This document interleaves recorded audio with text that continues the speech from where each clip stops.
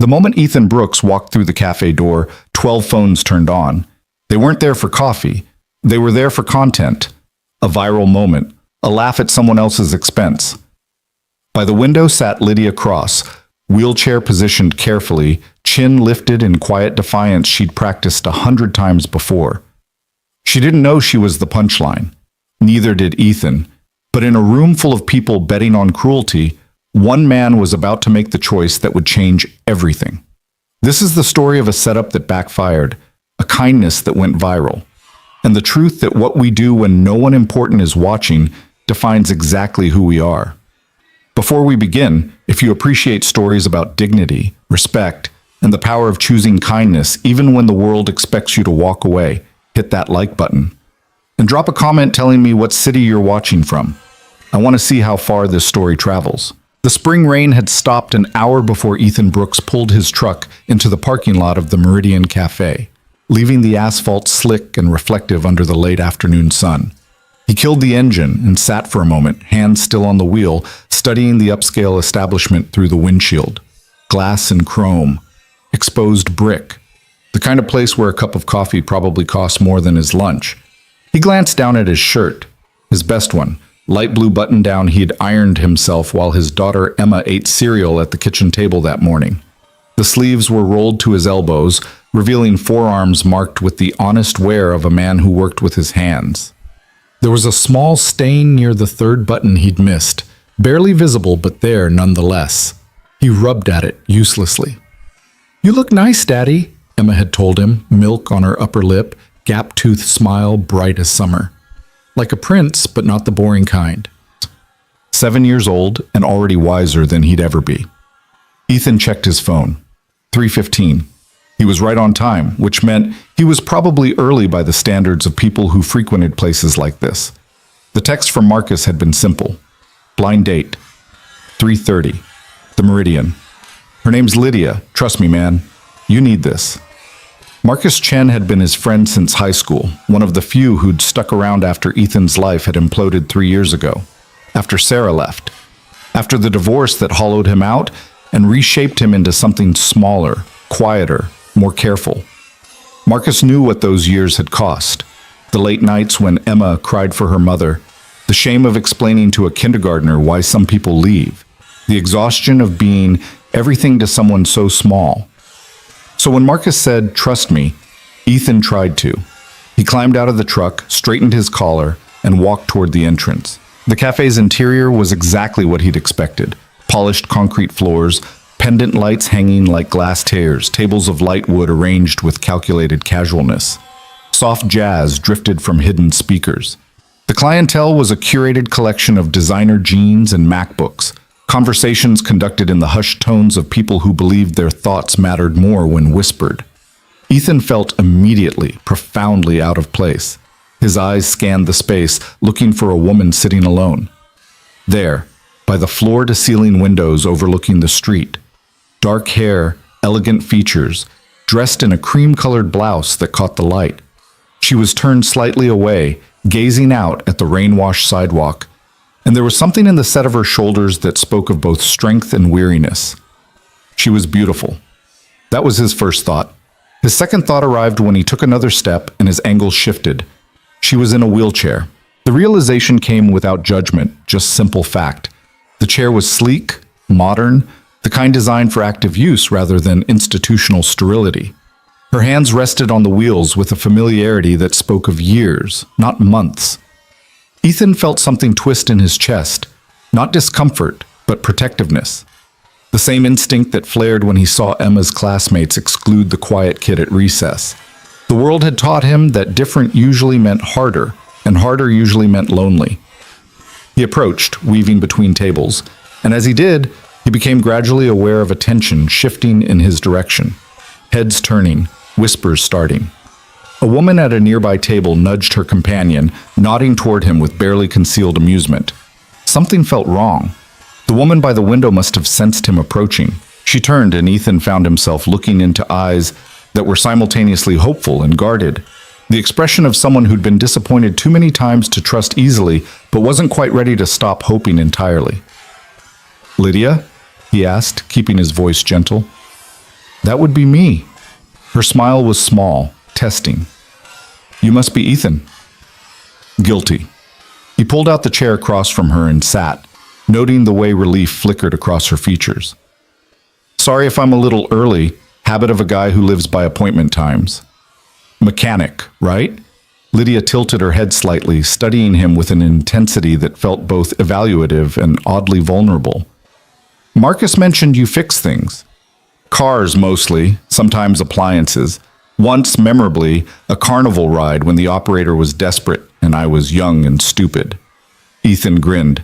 It worked for about 6 minutes before the whole thing had to be shut down for actual repairs. Not my finest hour. Lydia laughed. A real laugh, not the polite approximation people offered when they were uncomfortable. The sound drew more glances from the surrounding tables. Ethan noticed a guy in an expensive tracksuit actually holding up his phone, screen angled in their direction. The wrongness he'd felt walking in intensified. That's either very brave or very reckless, Lydia said. My daughter would say both. She's 7 and has extremely strong opinions about my decision-making skills. Ethan relaxed slightly, finding his footing in the familiar territory of talking about Emma. Last week, I let her convince me that pancakes are a perfectly acceptable dinner. She presented a very compelling argument involving the food pyramid. Sounds like she's got you figured out. Completely. I'm basically just the tall person who drives and signs permission slips. She's the one actually running things. Lydia's smile grew more genuine. Single dad? 3 years now. Her mom is... Ethan paused, choosing his words carefully. Living her own life. Somewhere else. It's complicated in the way that ends up being surprisingly simple. Just me and Emma now. That must be hard. Some days, but Emma makes it easy to know what matters. Ethan met her eyes directly. She's teaching me to be better than I thought I could be. Something shifted in Lydia's expression. A wall coming down, or maybe a test being passed. Before she could respond, a barista appeared at their table. Young woman with pink-streaked hair and a professional smile that didn't quite reach her eyes. Can I get you folks started with something? Ethan glanced at the menu board above the counter, mentally calculating. Just coffee for me. Black, whatever's fresh. I'll have the lavender latte, Lydia said. And maybe, do you still have those lemon scones? We do? 2 of those, please. The barista nodded and departed. Ethan noticed she made a beeline for a table in the corner where 3 women sat, heads together like conspirators. When she reached them, she leaned in, whispered something. All 3 turned to look at him and Lydia, expressions ranging from anticipation to poorly concealed amusement. Ethan's jaw tightened. Do you know them? He asked quietly. Lydia followed his gaze, then shook her head. Should I? No, just... He stopped himself. Nothing. Sorry. But it wasn't nothing. The attention felt wrong, pointed, like they were performers in a play they hadn't auditioned for, and the audience was waiting for a specific scene. So Marcus set this up, Lydia said, drawing his attention back. How do you 2 know each other? High school. We played baseball together. Badly. Ethan wrapped his hands around the coffee cup the barista had delivered, grateful for something to hold. He went off to college, got a degree in business, started wearing ties. I stayed local, opened a shop, but we stayed friends. He's good people. He works with my company, Lydia said carefully. In sales. He's mentioned you a few times over the past month, said you were... She seemed to be weighing whether to continue. Someone worth meeting. That's generous of him. Most days I'm just a guy who smells like motor oil and knows too much about transmission fluid. I think you're underselling yourself. Years of practice. Lydia laughed again, and this time Ethan heard something else in it. Surprise. As if genuine enjoyment wasn't what she'd been expecting from this afternoon. The thought made something in his chest tighten with an anger he didn't fully understand yet. The lemon scones arrived.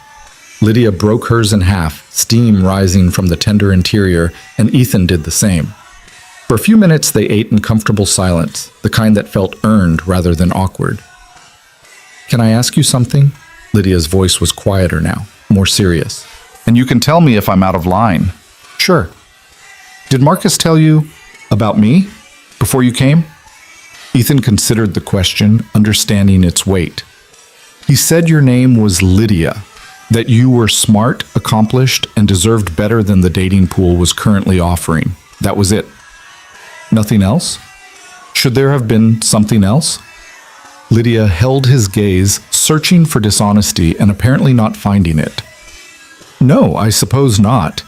But there was relief in her voice, and underneath it, something like old pain.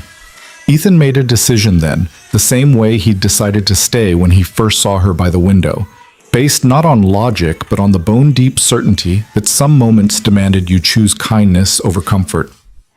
Look, he said, I don't know what you're used to, what experiences have taught you to expect, but I'm here because I wanted to meet someone new, someone interesting. The rest, he gestured vaguely at the chair, at her, at the space between them, doesn't change that. Lydia blinked, and for a moment Ethan thought he saw the shine of tears before she looked away, out the window again. When she turned back, her expression was composed, but something had changed, softened. Thank you, she said simply. Nothing to thank me for, just telling the truth. They fell back into conversation, easier now. Lydia asked about his shop, and Ethan found himself describing the small garage on the east side of town, 2 bays, equipment held together mostly by hope and strategic welding, a customer base built on word of mouth and fair prices. She seemed genuinely interested, asking questions about the business side, the challenges of competing with dealerships, the satisfaction of diagnosis and repair. There's something honest about it, Ethan explained. A car comes in broken, you figure out why, you fix it. Immediate cause and effect, no politics, no posturing, just problem and solution. You make it sound almost meditative. Some days it is. Other days it's just lying on your back in the cold, covered in grease, wondering why you didn't go to college. He grinned. But yeah, there's a piece to it. Working with your hands, building something, or bringing something back to life. I can understand that. What about you? What do you do? Lydia hesitated just for a fraction of a second. I work in tech. Management, mostly. Making sure projects stay on track, resources get allocated properly. She seemed to be choosing her words carefully. A lot of coordination. A lot of people with strong opinions who need to move in the same direction. Herding cats? Exactly. She smiled. Very expensive, highly educated cats who all think they should be in charge. Ethan laughed.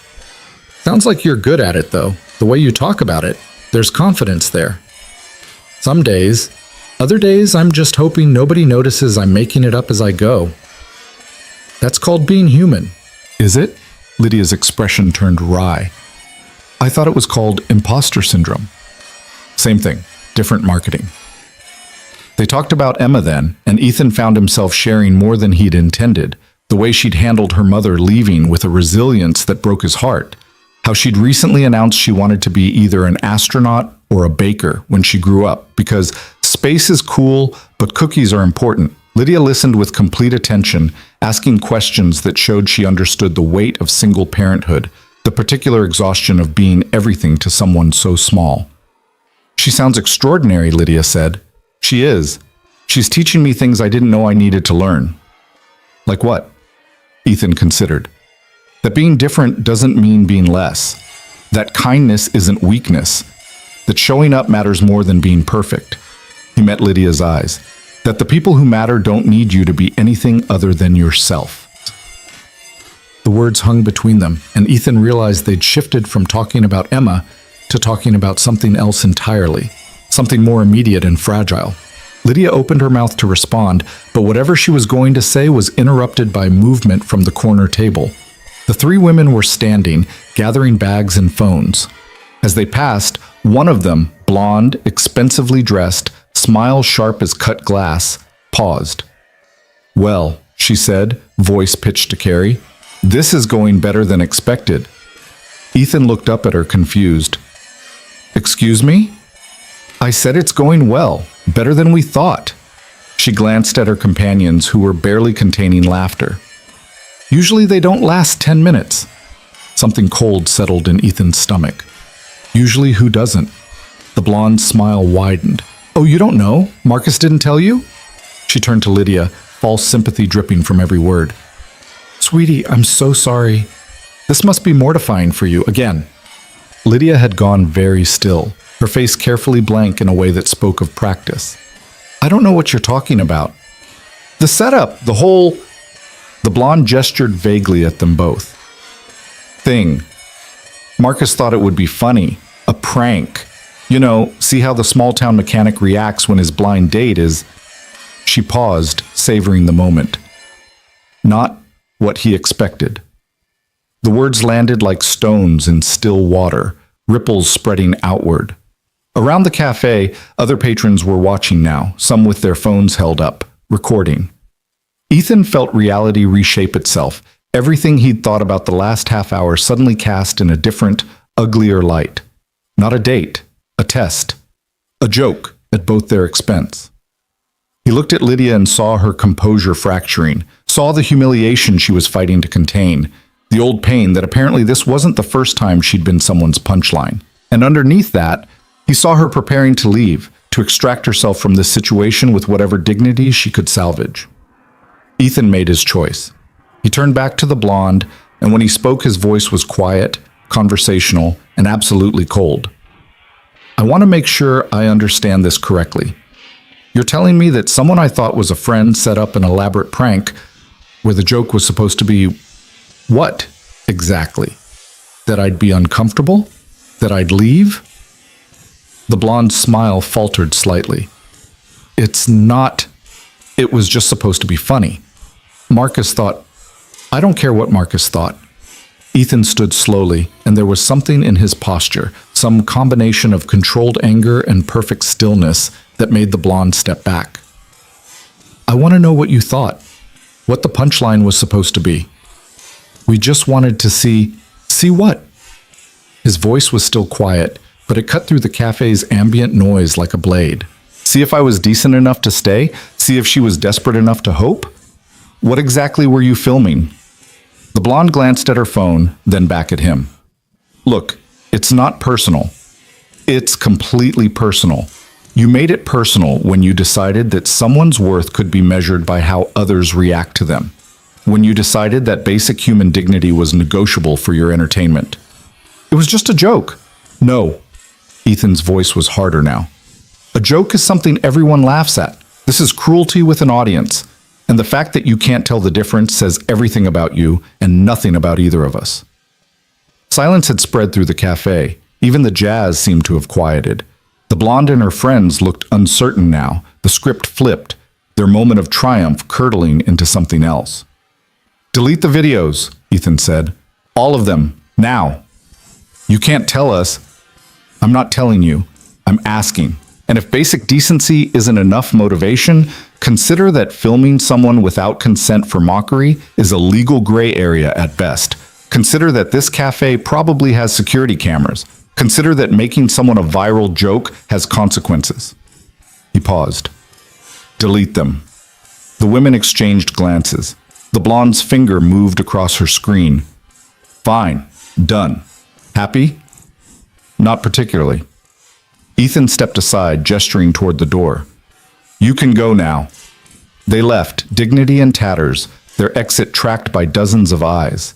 When the door closed behind them, Ethan turned back to the table where Lydia sat, still frozen, still fighting to maintain the composure that was clearly costing her everything. He sat back down. I'm sorry, he said quietly.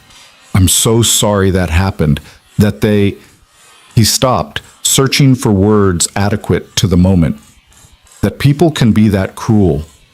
Lydia was staring at him, eyes wide, something like shock written across her features. You stayed. Of course I stayed. But the whole thing was a prank. You could have just left. Everyone would have understood. I could have proven them right, Ethan said simply. I could have confirmed exactly what they expected. That kindness is conditional and dignity is negotiable. But that's not who I want to be. That's not who Emma is learning to be. He leaned forward slightly.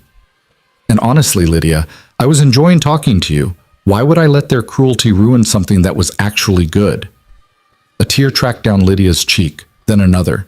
She brushed at them impatiently, angry at herself for showing emotion, for breaking in front of someone who'd just offended her. "Hey," Ethan said gently. "It's okay. You're allowed to be upset. Anyone would be." Her voice cracked. "I thought maybe this time would be different. I thought Marcus was actually—" She stopped, shook her head. "I'm so tired of being someone's test, of having to prove I'm worth basic respect. You shouldn't have to prove anything. The fact that you do says everything about them and nothing about you." Lydia looked at him, really looked at him, and Ethan saw her taking his measure in a new way, not as a blind date or a prank victim, but as a person who'd chosen integrity when walking away would have been easier. "Who are you?" she asked softly. "Just a guy who fixes cars and raises his daughter and tries to do right when he can. Nothing special." "I think you're wrong about that." Ethan felt heat rise in his face. "I just did what anyone should do." "But they didn't. Everyone else in this cafe watched and waited for me to be humiliated. You're the only one who stood up." Lydia's voice was steadier now, though her eyes were still bright with tears. "That's not nothing, Ethan. That's everything." They sat in silence for a moment, the cafe around them slowly returning to its previous rhythms, though Ethan could still feel eyes on them, could sense phones being lowered, could hear whispered conversations starting up again. "I should probably leave," Lydia said finally. "Let you get back to your day. This whole thing was... I'm sorry you got dragged into this. Don't apologize. You didn't do anything wrong." Ethan hesitated, then made another choice, this one feeling just as important as deciding to stay. "But if you're leaving because you want to, that's fine. If you're leaving because you think you should, because those people made you feel like you don't deserve to take up space, then I'd like you to stay. If you want to." "Why?" "Because I'd like to finish our conversation. Because that scone was actually pretty good, and I'm thinking about getting another, because..." He smiled, hoping she could see the sincerity in it. "Because I meant what I said before. I'm enjoying talking to you. The rest of it, all that noise, it doesn't change that." Lydia studied him for a long moment, and Ethan could see her warring with herself. Between the old defense mechanisms that said, retreat, protect yourself, don't give anyone the power to hurt you, and something newer, more fragile, that whispered maybe this time could be different. "Okay," she said finally, "I'll stay." They ordered more coffee, another round of scones, and they talked, really talked, the conversation flowing easier now that the pretense had been stripped away. Lydia told him about growing up in a small town not unlike his, about the accident in college that had changed everything, about rebuilding a life and an identity when the one you'd planned was suddenly impossible. "People assume it defines you," she said, "that everything you are and could be gets filtered through this one fact. They can't see past it to who you actually are. That's their failure, not yours. Intellectually, I know that, but it doesn't make it easier." Ethan understood. He told her about the divorce, about the whispers in a small town, about being the guy whose wife left him for someone with more money and fewer responsibilities, about the shame of failure, even when the failure wasn't entirely yours. "People love a narrative," he said. "They love being able to put you in a box, label it, understand you without effort. The truth is usually more complicated. Always more complicated." They discovered they both loved old movies, the kind with actual plots and character development. That they both found cooking therapeutic, though Lydia admitted her repertoire was limited to 5 dishes she'd perfected through repetition. That they both believed in the radical idea that kindness mattered more than success, though the world seemed determined to prove them wrong.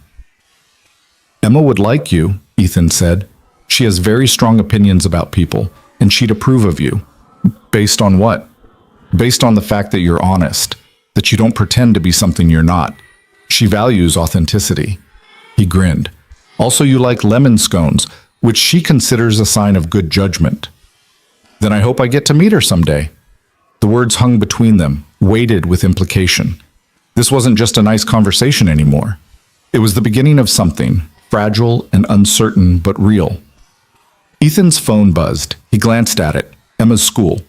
He answered, listened for a moment, then hung up with an apologetic smile.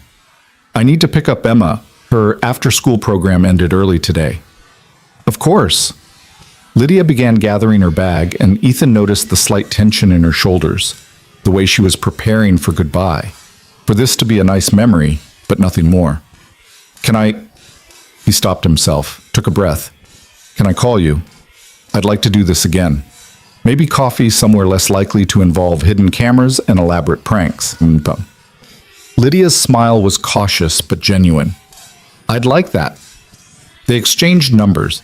Ethan walked her out to the accessible parking spot where her van waited, modified, efficient, a testament to adaptation and independence. She transferred smoothly, collapsing the wheelchair and storing it with practiced efficiency.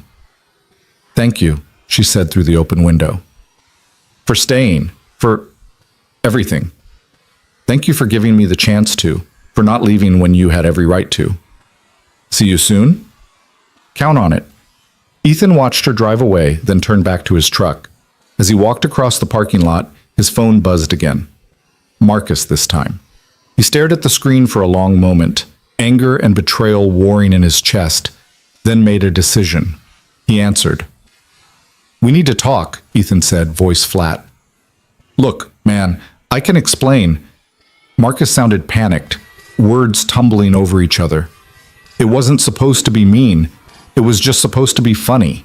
The guys at work, they were talking about how, I don't care about the guys at work. I care that you used me, that you used someone vulnerable for entertainment, that you thought so little of both of us that you turned a human interaction into a prank. Ethan, come on. I'm done, Marcus. Whatever friendship we had, whatever history we had, it doesn't survive this. You made a choice about who you want to be. I'm making a choice about who I want to spend time with. And it's not people who think cruelty is funny. You're overreacting. No, I'm finally reacting appropriately. Goodbye, Marcus. Ethan hung up, blocked the number, and stood for a moment in the parking lot, feeling the weight of burning a bridge that went back to teenage years, to shared dreams and late-night conversations, and the foundation of who he'd thought he was. But some bridges deserved to burn. Some connections weren't worth maintaining if they required you to compromise the person you'd become. He drove to Emma's school, arriving just as she bounded out of the building, backpack bouncing, face lit with the uncomplicated joy of 7 years old. Daddy! She threw herself at him and he caught her, lifting her up, breathing in the smell of apple shampoo and playground dust and everything that mattered. Hey, Bug, how was school? We learned about fractions and I get it now. It's just sharing, but with numbers. She leaned back in his arms, studying his face with her mother's eyes and his sense of intuition. Did something happen? You look different. Do I? Like you're thinking hard about something. Ethan set her down, took her hand, and walked toward the truck. I had an interesting day. Met someone new. A girl. Emma's voice was immediately invested, eyes wide. Like a girlfriend girl? Maybe, we'll see. Her name is Lydia, and she's very smart and very brave. Braver than you? Much braver than me. Emma considered this as Ethan lifted her into the truck, secured her seatbelt. Is she nice? Very nice. Then I approve. Emma nodded decisively. You should see her again. You smile more when you talk about nice people. When did you get so wise? I've always been wise. You just don't always listen. Ethan laughed, kissed the top of her head, and pulled out of the parking lot. As he drove home, Emma chattered about fractions and her friend Sophie and the caterpillar they'd found at recess, and Ethan let her voice wash over him, grounding him in what mattered. But part of his mind was still at that cafe, still seeing Lydia's face when he'd chosen to stay, still feeling the rightness of that decision settling into his bones like truth. He didn't know yet that the cafe had security cameras, that the blonde and her friends hadn't deleted all the videos, that someone had already posted a clip of him confronting them, and that within hours it would start spreading across social media platforms like wildfire. He didn't know that Lydia Cross wasn't just someone who worked in tech management, but the CEO of a company with a market cap in the billions, that she wielded influence and power he couldn't imagine from his small-town garage. He didn't know that his life was about to change in ways that would test everything he believed about dignity, worth, and the price of doing right. But he knew, driving home with his daughter singing off-key in the back seat, that he'd made the right choice. That when the moment came to choose between comfort and integrity, He'd chosen what he could live with, what he could teach Emma to value. Everything else would follow from that.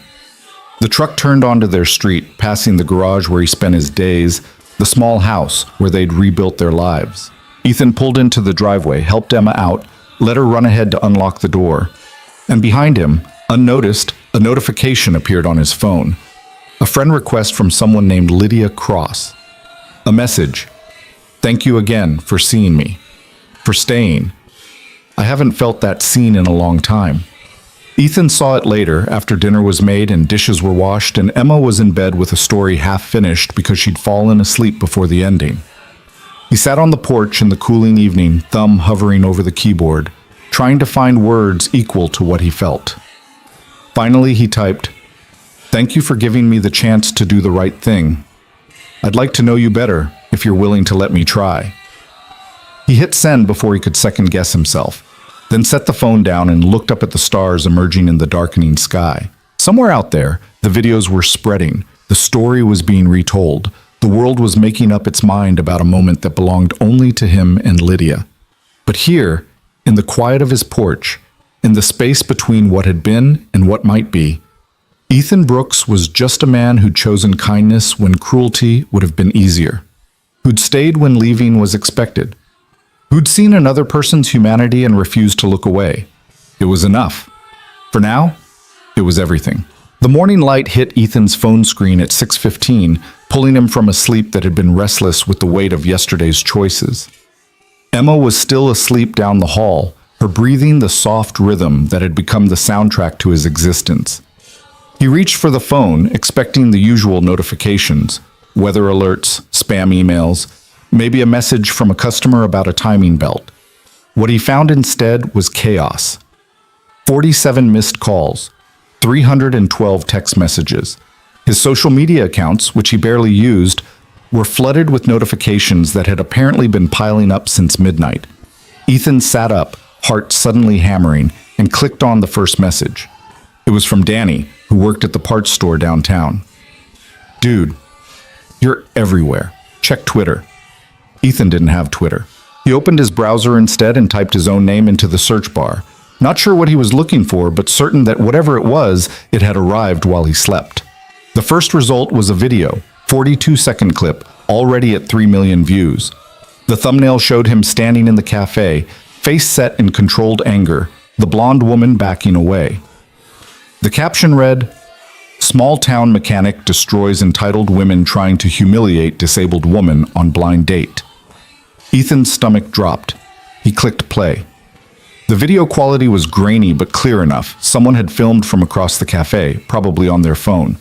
It started mid-confrontation, with his voice cutting through the ambient noise. A joke is something everyone laughs at. This is cruelty with an audience. The comments were overwhelming, thousands of them scrolling past faster than he could read. Most were supportive, praising him for standing up, calling him a hero, demanding to know who he was and if he was single. Others were analytical, dissecting the interaction frame by frame. A few were cruel, suggesting the whole thing was staged, that no one was actually that decent. And woven through all of it was one question, repeated again and again. Who is the woman in the wheelchair? Ethan closed the browser, hands shaking. This wasn't supposed to happen. He'd just been trying to do the right thing, to shut down cruelty when he saw it. He hadn't wanted attention, hadn't wanted to become a story that strangers dissected over their morning coffee. His phone rang. Unknown number. He almost didn't answer, but something made him click accept. "Mr. Brooks?" A woman's voice, professional, slightly harried. "This is Kelly Branson from Good Morning America. We'd love to have you on the show to discuss yesterday's incident at the Meridian Cafe. Would you be available for a segment this week?" Ethan hung up without responding. The phone rang again immediately. Different number, same request. Then another, and another. By the time Emma padded into his room, rubbing sleep from her eyes and asking what all the noise was about, Ethan had turned his phone off entirely and was sitting on the edge of his bed, trying to understand how his life had fractured overnight. "Daddy?" Emma climbed onto the bed beside him, small hand finding his. "What's wrong?" "Nothing, Bug. Just..." He stopped, not sure how to explain this to a 7-year-old. Remember yesterday when I told you I met someone new? The brave lady, Lydia. Right. Well, something that happened when I met her. Some people filmed it and put it on the internet, and now a lot of people are talking about it. Emma's eyes widened. Are you famous? I don't think so. I hope not. Can I see? Ethan hesitated, then powered his phone back on and pulled up the video, muting it before handing it to Emma. She watched intently, face serious, then handed it back. You look angry, she observed. I was. Those women were being mean to Lydia. Good that you told them to stop. Miss Patterson says bullies only stop when someone stands up. Emma leaned against his shoulder. Are you in trouble? No, Bug, just lots of people want to talk about it, about what happened. Will you? Ethan thought about the phone calls, the requests, the sudden attention from a world that had never cared about him before. I don't think so. It's private between me and Lydia. Okay. Emma accepted this with the easy faith of childhood. Can we have pancakes? Absolutely. They went downstairs and Ethan tried to focus on the familiar ritual, mixing batter, heating the griddle, flipping golden circles while Emma set the table. But his mind kept circling back to the video, to the comments, to the question that had appeared over and over. Who is she? He needed to talk to Lydia, needed to make sure she knew about this, that she was okay with it. He'd defended her privacy in that cafe, but someone else had stolen it anyway, packaged it for consumption by millions of strangers. After breakfast, after Emma was settled with cartoons and he'd checked that the doors were locked against any reporters who might have figured out where he lived, Ethan called the number Lydia had given him. She answered on the second ring. Ethan? Just his name, but he could hear everything in it. Exhaustion, stress, something that might have been relief. You've seen it, he said. Hard to miss. My assistant called me at 5 this morning to ask if I was aware that I'd gone viral. Lydia's laugh was hollow. Apparently I'm a trending topic, again. I'm sorry, I didn't know anyone was filming. I thought that you'd shut it down? You did. Those women deleted their videos, but you can't control everyone in a public space. She sighed, and Ethan heard the weight of experience in it. This isn't your fault, Ethan. This is just what happens when people decide your life is their entertainment. Are you okay? Honestly, I don't know yet. My phone hasn't stopped ringing. PR wants to schedule a call. The board is concerned about optics. My mother has sent 17 texts asking why she had to find out about my dating life from Facebook. She paused. But underneath all that noise, there's something else. Something better. What's that? The comments. Not all of them, but enough. People sharing their own stories. Talking about times they've been dismissed or mocked or treated as less than. Talking about how seeing someone stand up mattered to them. Her voice softened. What you did yesterday, it mattered to more people than just me. Ethan leaned against the kitchen counter, processing this. I didn't do it for them. I know. That's why it matters. They talked for another 20 minutes, voices finding the easy rhythm they'd discovered in the cafe. Lydia told him about the morning's chaos, the way her carefully controlled life had suddenly become public property. Ethan told her about the interview requests, the sudden scrutiny, the feeling of being exposed in ways he hadn't chosen. Do you regret it? Lydia asked quietly. Staying, standing up, all of it. Not even a little bit. Do you? No, just, I'm sorry you got dragged into this, into my world. It's complicated in ways that aren't fair. Lydia, Ethan's voice was firm. I'm a grown man who makes his own choices. I chose to stay. I chose to speak up. Whatever comes from that, I can handle it. Even if it gets worse, even then. He heard her exhale, tension releasing. Okay, thank you. For what? For not running. A lot of people would. I'm not a lot of people. No, you're really not. They made plans to talk later after the immediate chaos had settled. When Ethan hung up, he found Emma standing in the doorway, studying him with those too perceptive eyes. That was her? Emma said. Not a question. Yeah. She sounds nice on the phone, too. She is. Emma nodded, satisfied, and returned to her cartoons. Ethan stood in the kitchen, phone in hand, and tried to imagine what came next. But the future was shapeless, undefined, rushing toward him faster than he could prepare for. The garage phone rang mid-morning. Ethan almost ignored it. Saturday was supposed to be his day off, time with Emma before the work week started. But habit made him answer. Brooks Automotive. Mr. Brooks? This is Patricia Chen from the Downtown Business Association. We wanted to reach out about yesterday's incident. The woman's voice was warm, professional. The response has been overwhelming. People are asking about your garage, wanting to support local businesses that share your values. We thought you might appreciate a heads up that you're likely to see an increase in customer interest. Ethan frowned. I appreciate the call, but I'm not looking to capitalize on this. Of course not. But people want to support you anyway. We just wanted you to be prepared. She paused. And to offer assistance if you need it. Media training, PR support, that sort of thing. I don't think that's necessary. Well, if you change your mind, we're here. And Mr. Brooks, what you did, standing up like that, it reflects well on all of us. Thank you. She hung up before he could respond. Ethan stared at the phone, unsettled by the idea that his private action had become public property, that strangers felt entitled to claim kinship with a moment that belonged to him and Lydia alone. By Sunday afternoon, the garage parking lot had become a pilgrimage site. Cars pulled in, drivers emerging with phones raised, taking pictures of the building like it was a landmark. Some knocked on the door asking if Ethan was available, if he'd pose for a photo. He stayed inside with Emma, curtains drawn, feeling besieged in his own space. This is weird, Emma announced, peering through the blinds at a group of teenagers posing in front of the garage sign. Why do they care so much? People like stories, Ethan said. They like being part of something they think is important. But it wasn't their story. No, it wasn't. Emma looked at him, worried. Will it stop? I hope so, Bug. Eventually. But he wasn't sure he believed it. Monday morning brought validation that the world had fundamentally shifted. Ethan opened the garage at 7, same as always, expecting the usual Monday rush, weekend breakdowns, routine maintenance, the comfortable rhythm of work he knew how to do. Instead, he found a line of cars stretching down the block.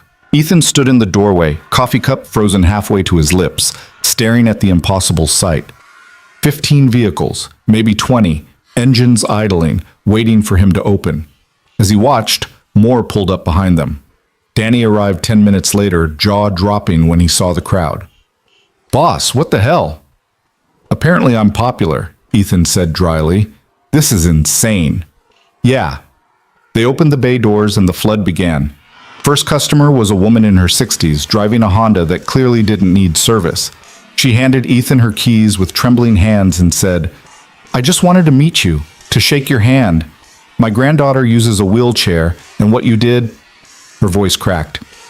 Thank you.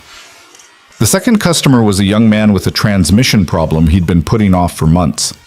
Saw the video, figured if you're decent enough to stand up like that, you're decent enough to be honest about what my car needs. The third, fourth, fifth, they kept coming.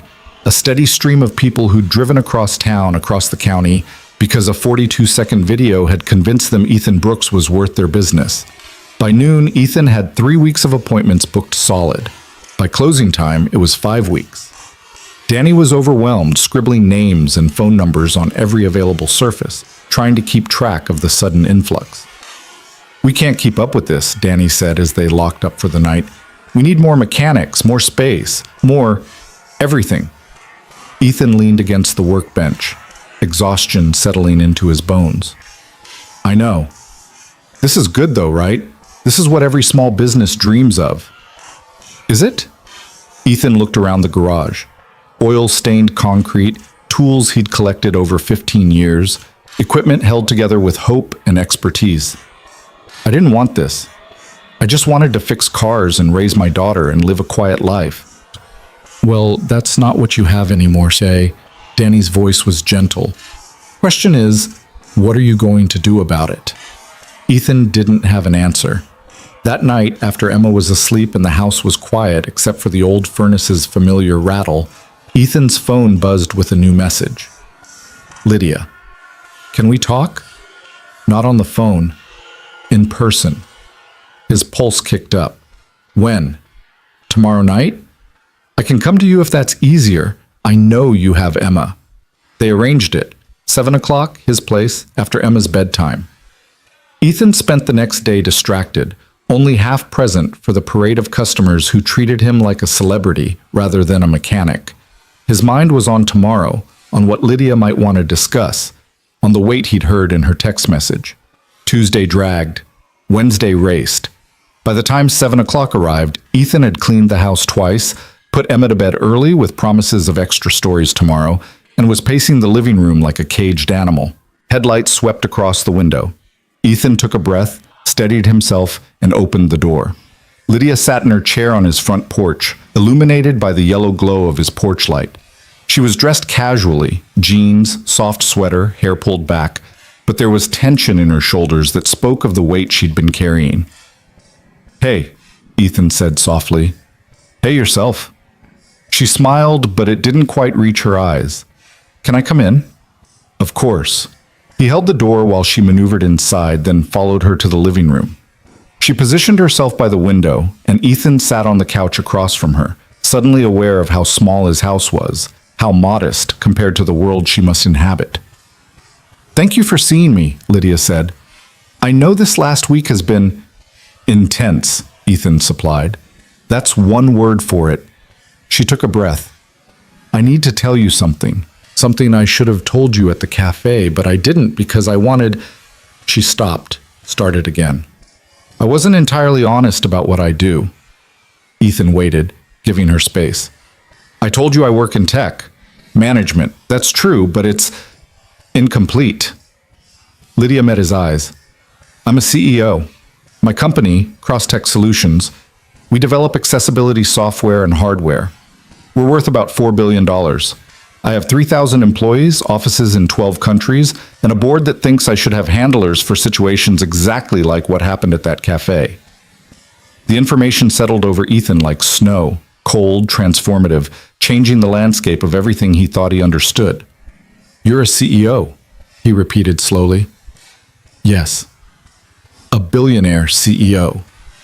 Technically, the company is worth billions. I personally—" She waved a hand. "That's not the point. The point is that I knew, going into that cafe, that if things went badly, I had resources, protection, power." Her voice dropped. "You didn't. You were just a man showing up for a blind date, and you had no idea who I was or what defending me might cost you." Ethan processed this, fitting new information into old context. "And you're telling me now because?" "Because it matters. Because what comes next, if there is a next, you deserve to know what you're walking into." Lydia's hands twisted in her lap. "My life isn't normal, Ethan. It's board meetings and investor calls and security protocols. It's people who want things from me, who see me as a resource to be exploited. It's complicated and exhausting and sometimes lonely in ways I can't explain." "Okay." "Okay?" She looked at him confused. "That's it? Just okay? What do you want me to say?" Ethan leaned forward, elbows on his knees. "That I'm intimidated? That I'm only interested in you if you're just a woman who works in tech and not a woman who runs a company? That your success makes you less worthy of respect or kindness? I don't know. Most men—" "I'm not most men. You keep saying that, but I don't think you believe it yet." His voice was gentle but firm. "Lydia, I stayed in that cafe because I thought you deserved basic human dignity. Finding out you're successful doesn't change that. It just means you've built something remarkable while dealing with a world that probably told you that you couldn't." Tears welled in Lydia's eyes. "It's not going to be simple. Being with me. If that's something you want, there will be attention, scrutiny, people making assumptions. Your life will change. It already has." Ethan gestured at the window, at the world beyond. "That video changed everything. My garage is booked solid. Strangers know my name. Emma asked me yesterday if we're going to be on television. Nothing about my life is what it was 6 days ago." "And you're okay with that?" "I don't know yet. Ask me in a month." He stood, moved to crouch beside her chair so they were eye level. "But here's what I do know. I like talking to you. I like the way you think, the way you see the world. I like that underneath all the armor you've built, you're still brave enough to hope for connection. That matters more to me than what your job title is. You don't even know me. Not really. We had one date that turned into a disaster. Then let's have another one. A real one. Where nobody's filming and nobody's playing pranks.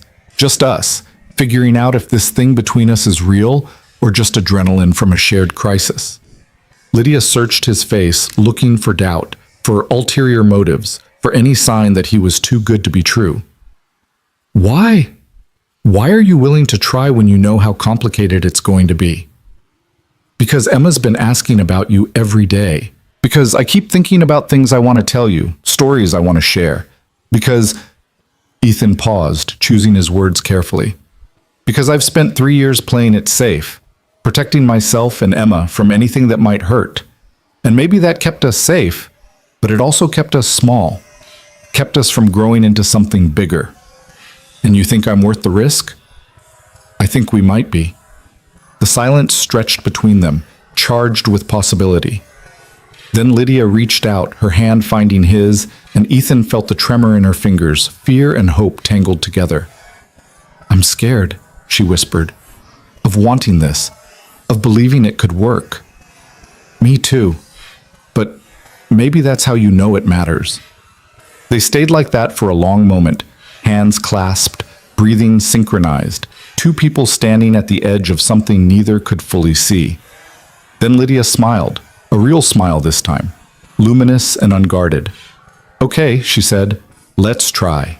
The second date happened 3 days later at a small Italian restaurant on the edge of town, the kind of place with checkered tablecloths and candles and wine bottles, and an owner who'd been serving the same 12 dishes for 30 years. Lydia arrived first, having insisted on meeting him there rather than being picked up. Maintaining the independence that Ethan was learning was central to who she was. He found her at a corner table, studying the menu with the same focused intensity she probably brought to board meetings and product launches. They have 17 different pasta dishes, she said as he sat down. That feels excessive. Mario doesn't believe in limiting options. His philosophy is that if someone wants it, he should make it. Ethan grinned. I've been coming here since I was a kid. The lasagna is legendary. Then lasagna it is.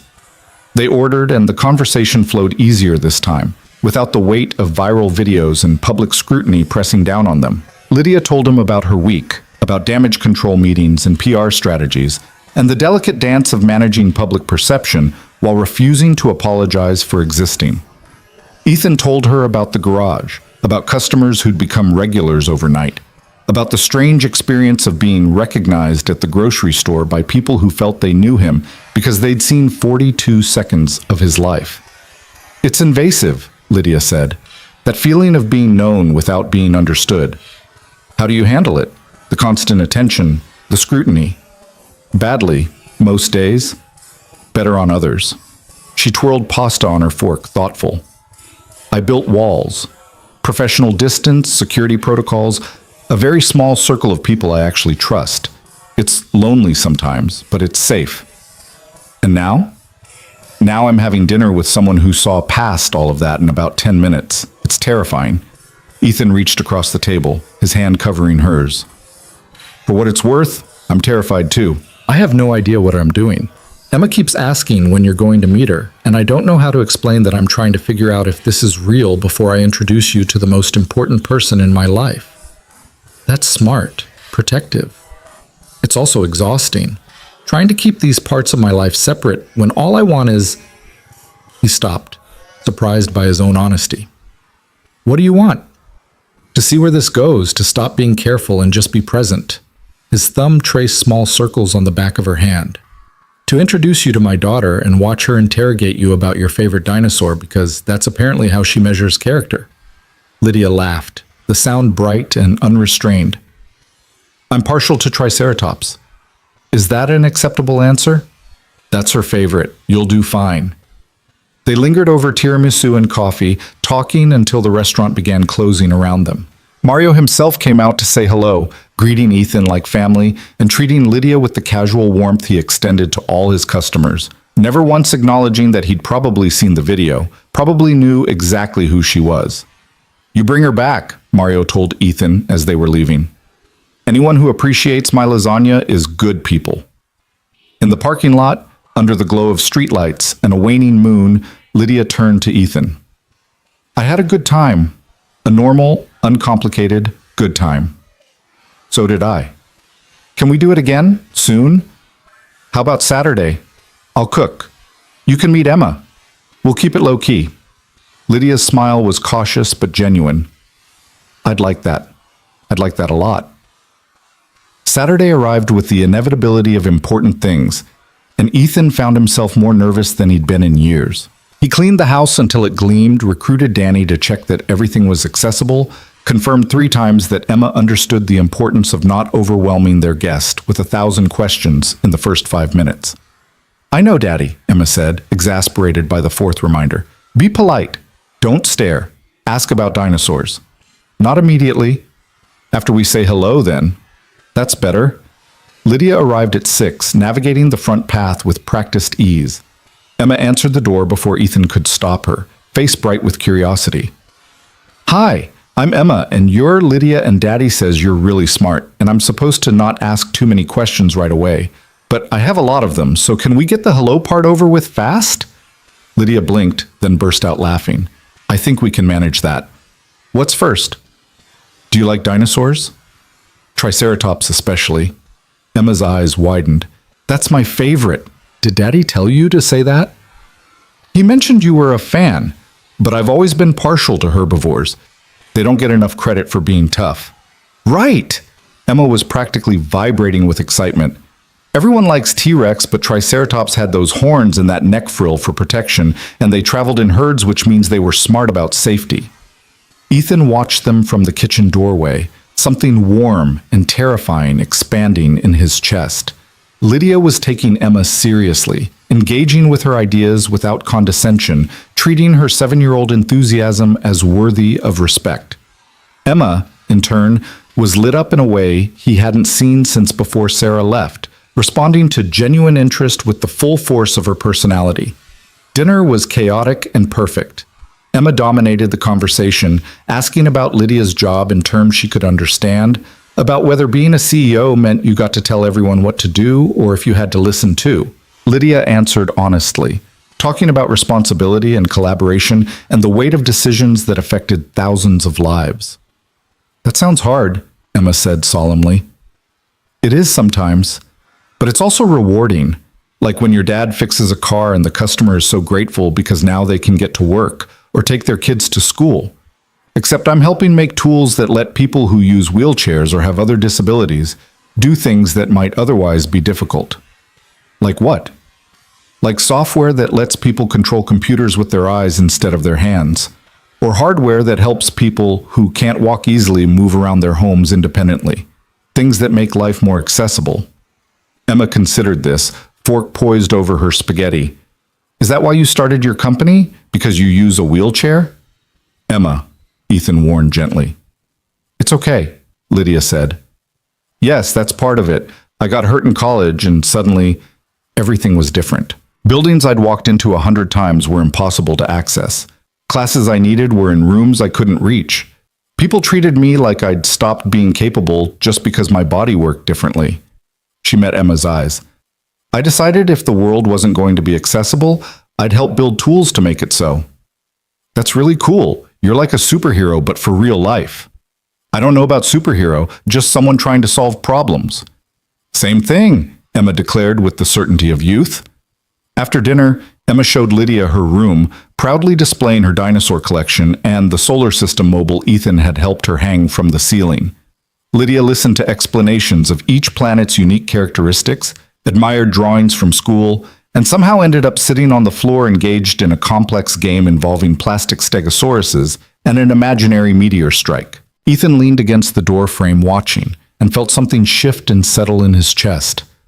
This was what he'd been afraid of and hoping for simultaneously. The merging of his carefully separated worlds, the risk of Emma getting attached to someone who might not stay.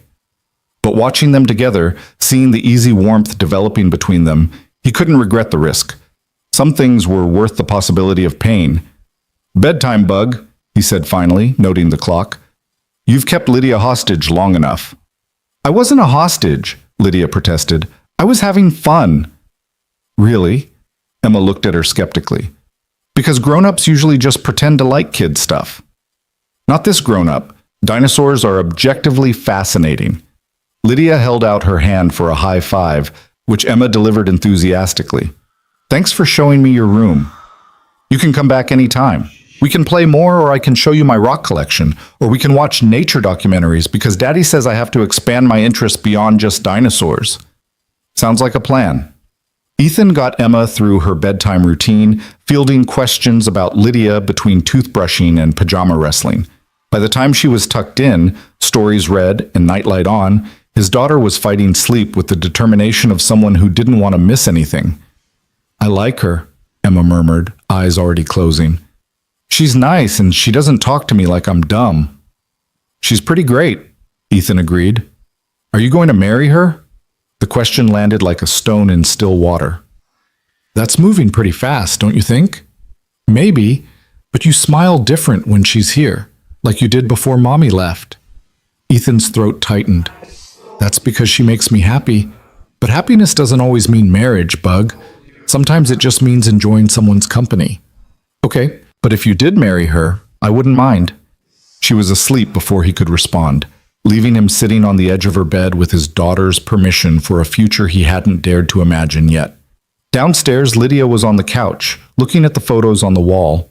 Ethan and Emma through the years, marking time through birthday parties and school events and quiet moments captured in film. She's wonderful, Lydia said as Ethan joined her. Smart, curious, completely herself. You've done an incredible job with her.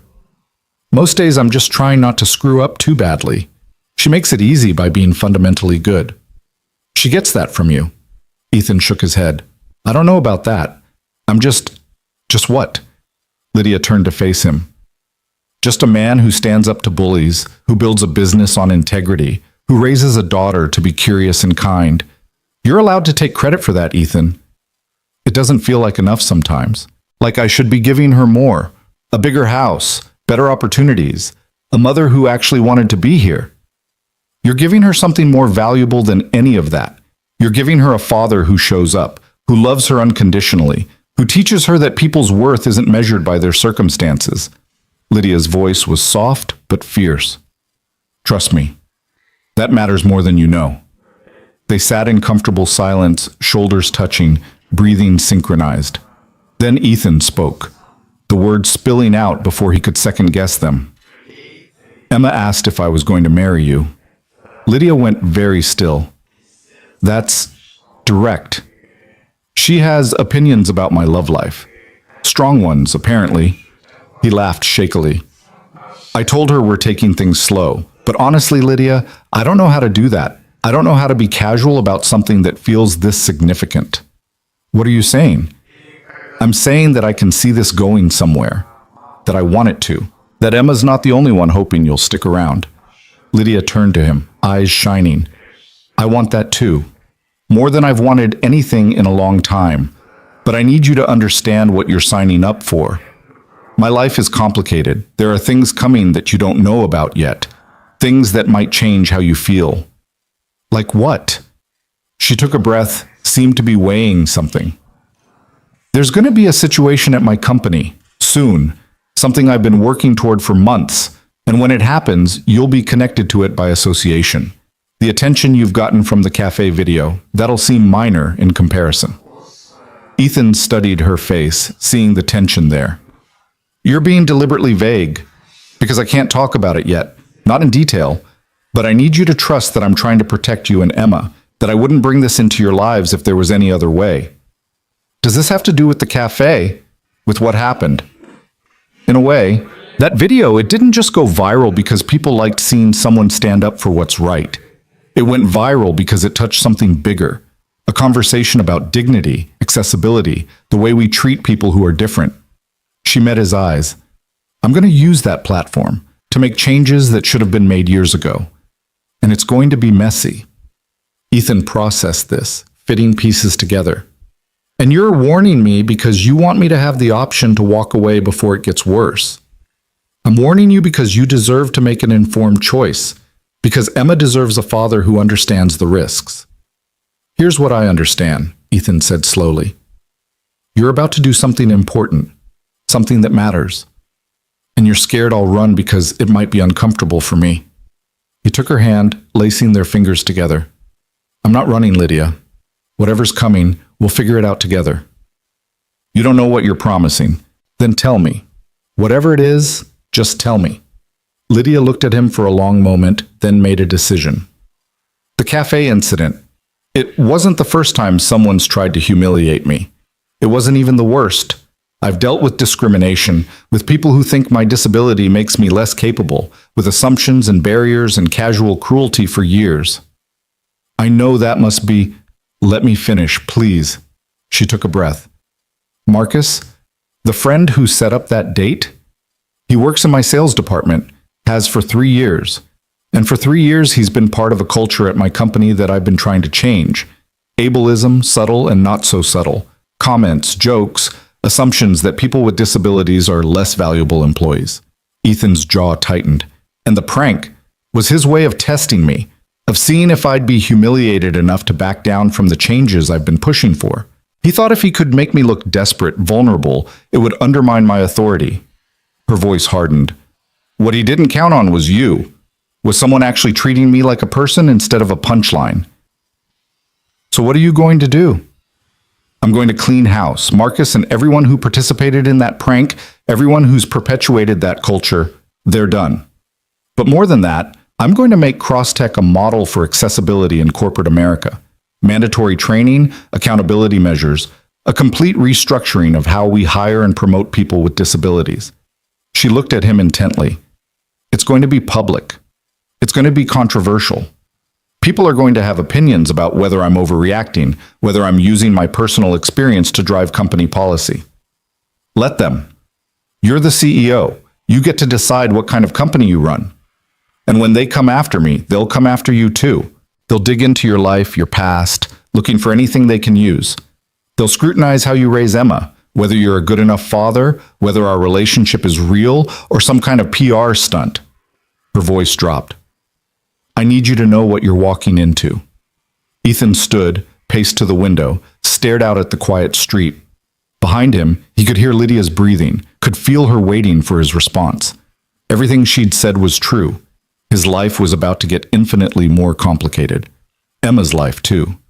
They'd be exposed to scrutiny and judgment from people who knew nothing about them but felt entitled to opinions anyway. He thought about Marcus, about someone who'd been his friend using that friendship as a weapon. About the cruelty of that cafe prank, the assumption that humiliation was entertainment. About every person who'd ever looked at Lydia and seen only her wheelchair instead of her competence, her brilliance, her worth. He turned back to her. Do it. Clean house, restructure the company, make all the changes you've been planning, and when people come after you, when they try to tear you down for having the audacity to demand better, I'll be right there. Not because I'm some white knight, but because what you're doing matters. Because Emma's going to grow up in the world you're helping to build, and I want it to be better than the one we have now. Lydia's eyes were bright with unshed tears. You're sure? I'm sure. About you, about this, about all of it. She reached for him, and Ethan closed the distance between them, pulling her close. They stayed like that for a long moment, holding each other in the quiet of his living room, two people choosing to face whatever came next together rather than apart. When? Ethan asked finally. When does this all happen? Monday. There's a board meeting. I'm presenting my plan and I'm not asking for permission. If they don't like it, I'll remind them that I own controlling interest and this is happening whether they approve or not. That's 2 days away. I know, I should have told you sooner, but I wanted... She stopped, started again. I wanted a few normal moments first. Dinner at a restaurant, meeting Emma, feeling like this was real and not just crisis response. It is real. Whatever happens Monday doesn't change that. They talked until midnight, Lydia walking him through her plans, the scope of changes she was implementing, the people she'd be holding accountable. Ethan listened, asked questions, offered support where he could. Somewhere in the conversation, they'd moved closer together, his arm around her shoulders, her head resting against his chest.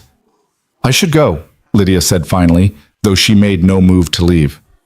Let you get some sleep before the storm hits. Or you could stay. Guest rooms made up. Emma would be thrilled to have breakfast with you tomorrow. Are you sure? I'm sure. Lydia stayed.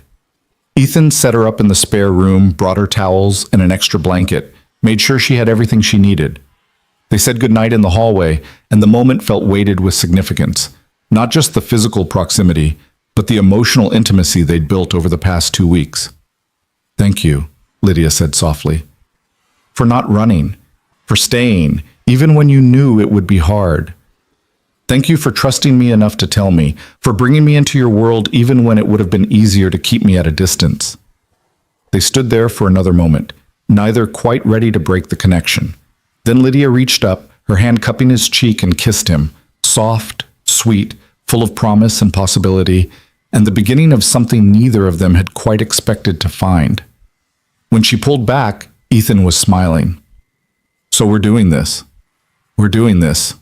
Good, because Emma's going to be impossible tomorrow, demanding to know when you're coming back. Tell her soon. Tell her as often as she wants. Sunday was perfect in the way that days before storms always are, bright and clear and deceptively calm.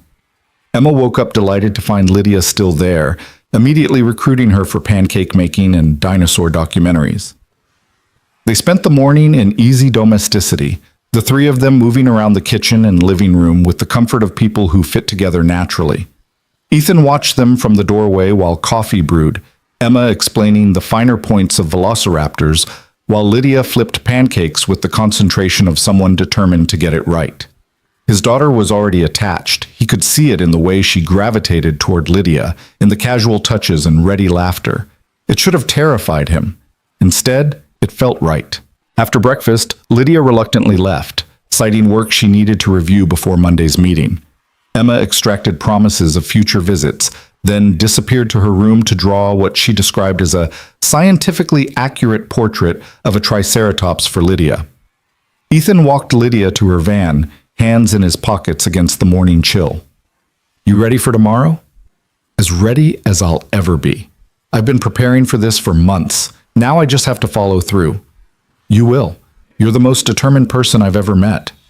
I'm scared, she admitted. Not of the professional consequences. I can handle that. But of dragging you and Emma into something that might get ugly. We're already in it. Might as well be all the way in. He leaned against the van, looking at her seriously. I mean it, Lydia. Whatever comes, we can handle it, as long as we're honest with each other. Deal. She started the engine, then paused. Ethan, I think I'm falling for you, both of you, and that's terrifying. Yeah, it is, he smiled. But the best things usually are. He watched her drive away, then turned back to the house where Emma was probably already planning their next adventure with Lydia. The garage would open in an hour, customers would arrive expecting miracles from the viral video mechanic, and somewhere across town Lydia was preparing to dismantle the culture that had tried to diminish her. Tomorrow, everything would change again.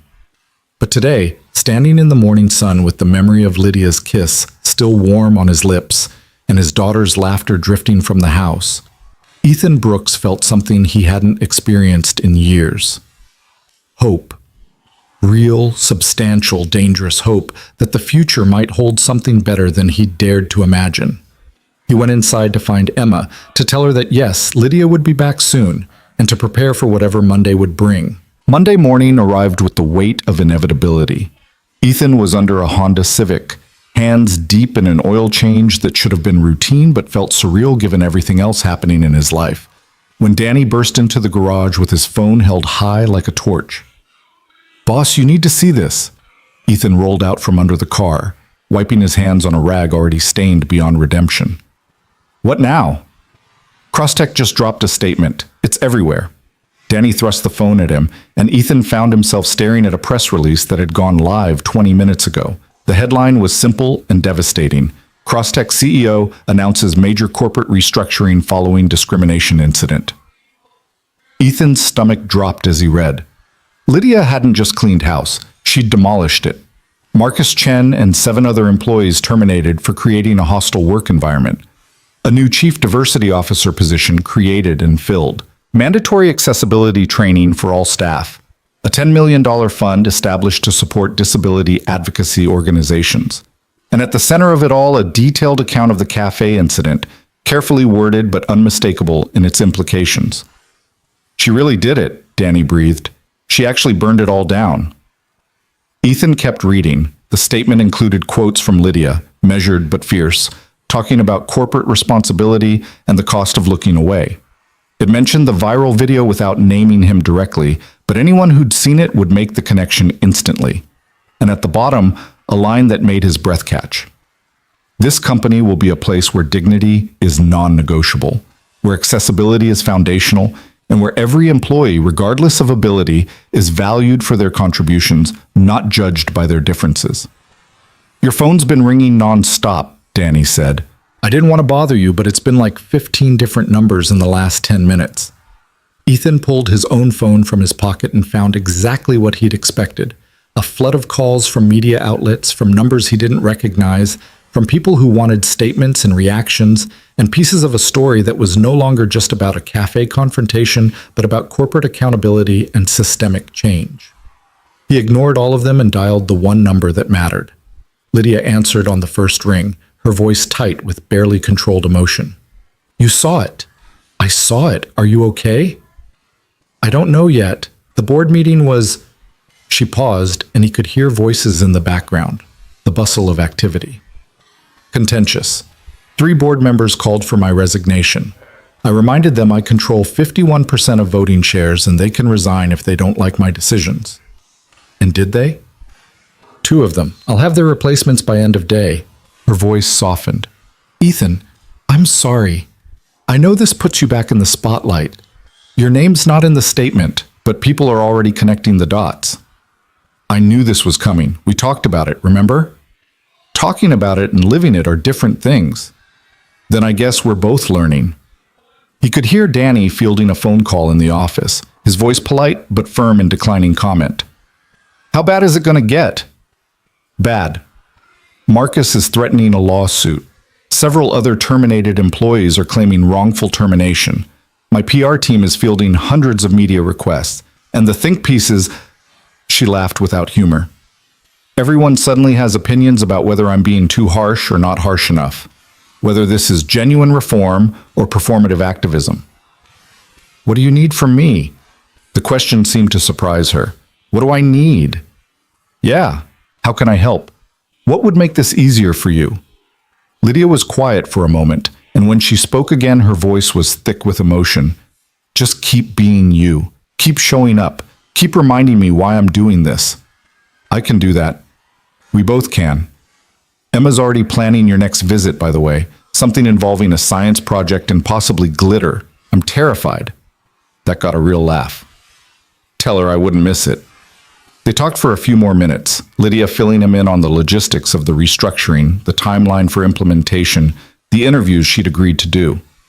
When they finally hung up, Ethan stood in the garage bay holding his phone and trying to process the fact that his life had just become permanently entangled with corporate policy and social movements and forces he'd never imagined encountering.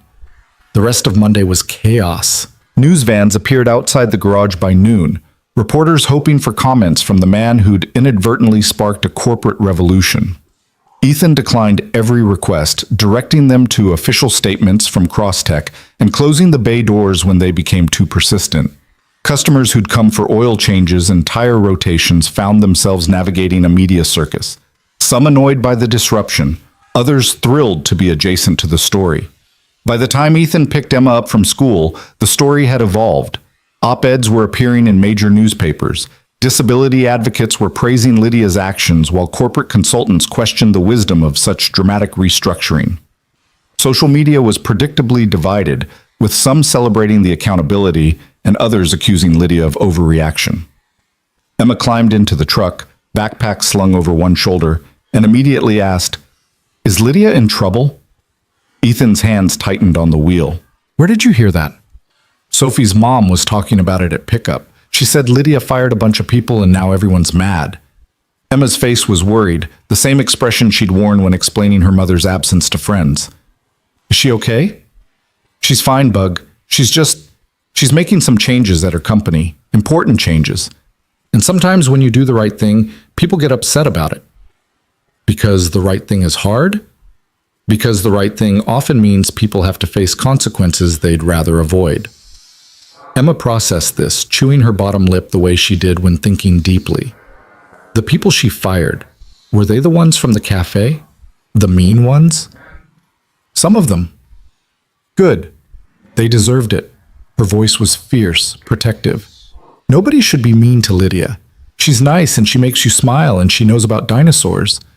Ethan felt something crack open in his chest, pride in his daughter's instinct for justice, fear of what this exposure might cost her, love for the way she'd already claimed Lydia as worth defending.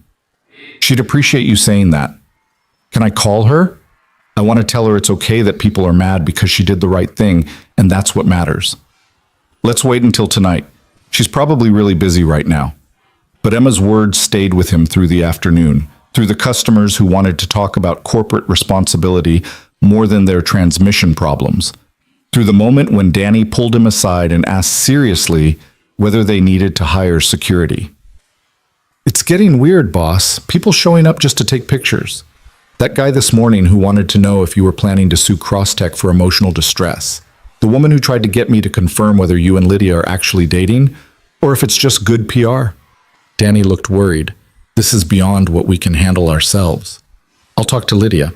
She must have people who deal with this kind of thing. That night, after Emma was in bed and the house was finally quiet, Ethan's phone rang with a FaceTime call. Lydia appeared on the screen, exhausted but relieved, hair pulled back and office lights harsh behind her. Hey, she said. Survived day one. Barely, from the look of it. You okay? Tired, angry, satisfied. She rubbed her eyes. It's done, Ethan. The people who made my company unsafe for employees with disabilities are gone. The ones who thought pranking someone on a date was funny, who perpetuated a culture of casual cruelty, they don't work for me anymore. And the fallout? Extensive. Legal's preparing for multiple lawsuits. PR is managing the narrative.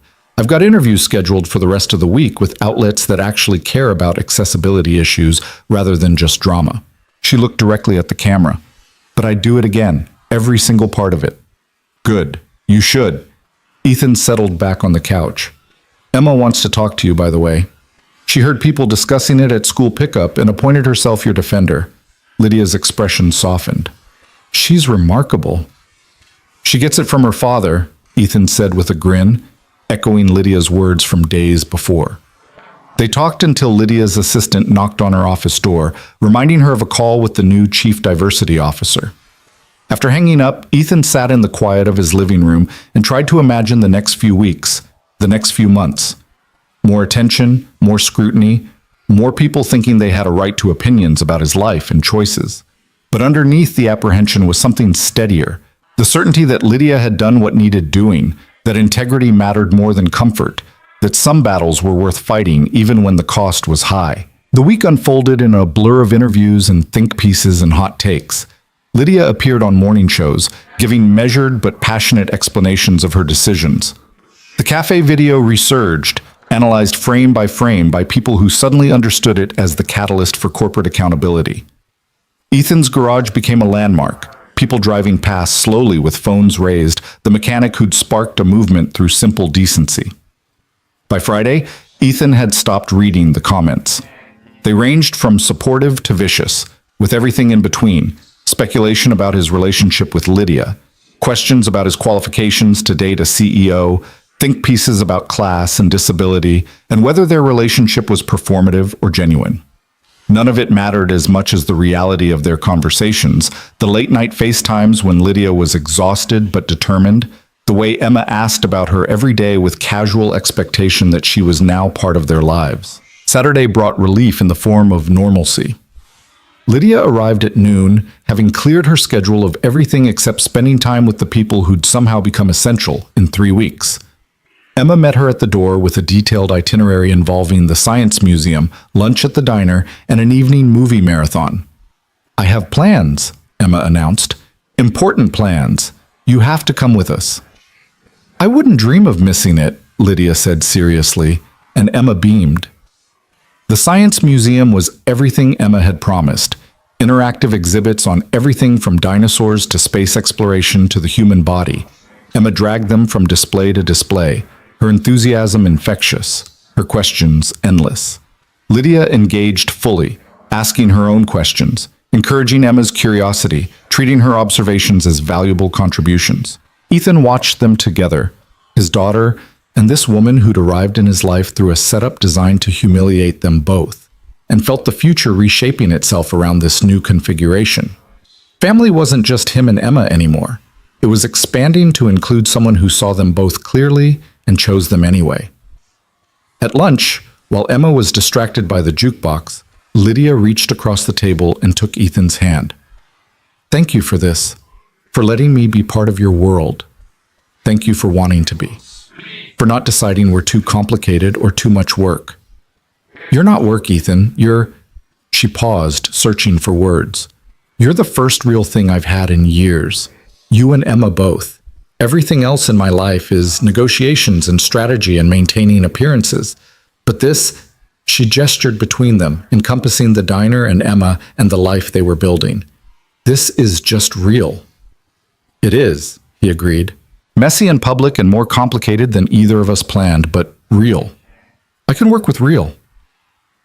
That evening, after Emma had fallen asleep during the second movie, curled against Lydia's side like she belonged there, Ethan carried her upstairs while Lydia waited in the living room. When he came back down, Lydia had moved to the couch, looking small and vulnerable in a way she rarely allowed.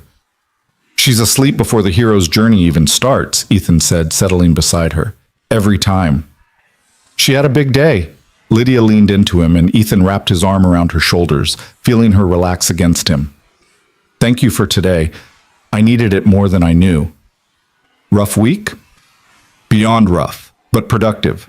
We've already got applications for the new positions.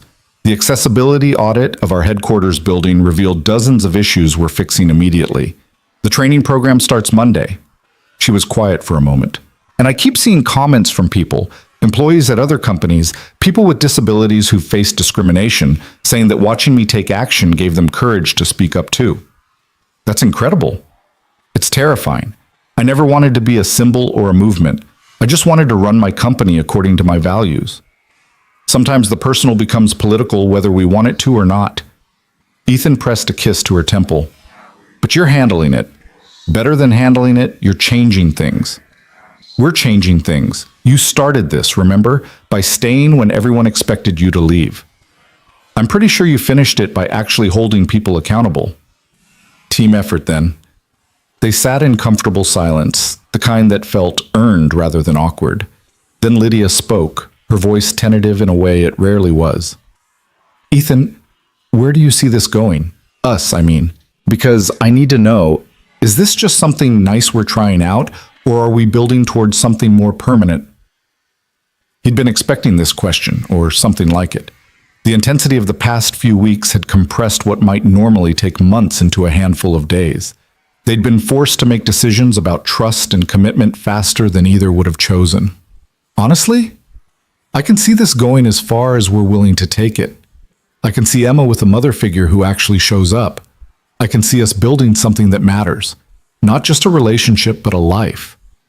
He turned to face her fully. "What I can't see is walking away.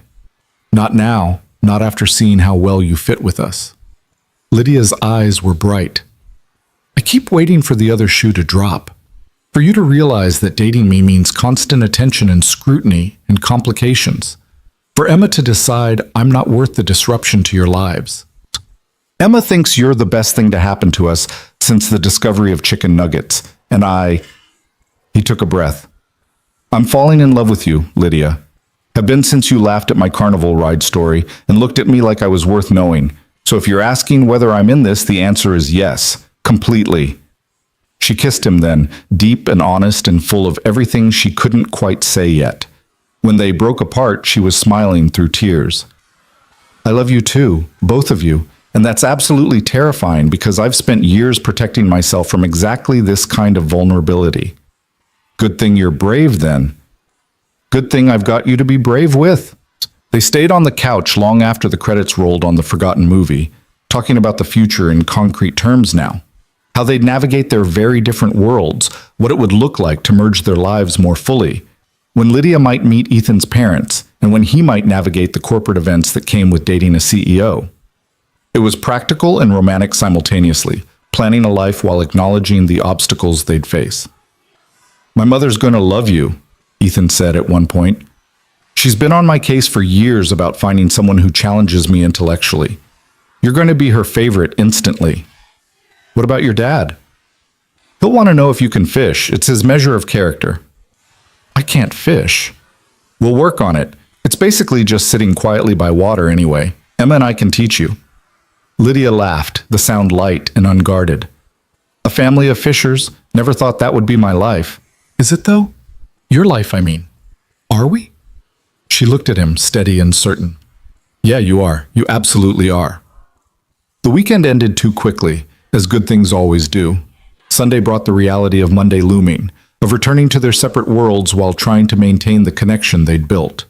Lydia left after dinner, after helping Emma with homework and listening to Ethan's plans for the garage expansion Danny kept pushing for. "Next weekend?" Emma asked at the door, not quite begging, but close. "Next weekend," Lydia confirmed. "Maybe we can work on that science project you mentioned." "The volcano one?" "Definitely the volcano one." Ethan walked her to the van, hands in pockets against the evening chill.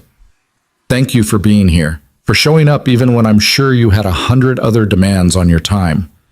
There's nowhere else I want to be. No one else I want to spend my weekends with." She cupped his face, thumb tracing his cheekbone. "We're going to make this work, Ethan. Whatever comes next, we'll figure it out together." "Together," he agreed, and kissed her one more time before letting her go. Monday brought the call Ethan had been half expecting and fully dreading. It came mid-morning while he was elbow-deep in an engine repair, and the number on the screen was unfamiliar but official-looking. "Brooks Automotive." "Mr. Brooks, this is Jennifer Walsh from the Downtown Development Corporation. I'm calling about an opportunity we think might interest you." Ethan straightened, wiping grease from his hands. "What kind of opportunity?" "We've been following your story, the cafe incident and its aftermath.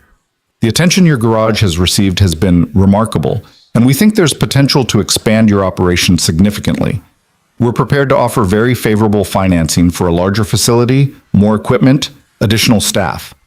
A chance to grow your business beyond what you've built here." It should have been exciting. It should have felt like validation, like success. Instead, it felt like something else, like people trying to capitalize on attention that had never been about business in the first place. "That's generous," Ethan said carefully, "but I'm not sure I'm looking to expand right now." "Mr. Brooks, opportunities like this don't come along often. With the right positioning, you could turn this garage into a regional chain. The Brooks name has real value right now. We'd be foolish not to leverage it." There it was. The thing that had been bothering him crystallized into words. They didn't want to help him expand because he was a good mechanic who'd built a solid reputation. They wanted to leverage his name, his story, the viral moment that had made him briefly famous. "I appreciate the offer, but I'm going to decline. This garage works for me and my customers the way it is. I'm not interested in building an empire." "Are you sure? We're talking about significant capital investment, prime locations." "I'm sure. Thank you for thinking of me, but the answer's no." He hung up and stood for a moment in the quiet of the garage, thinking about choices and values and what kind of life he wanted to build.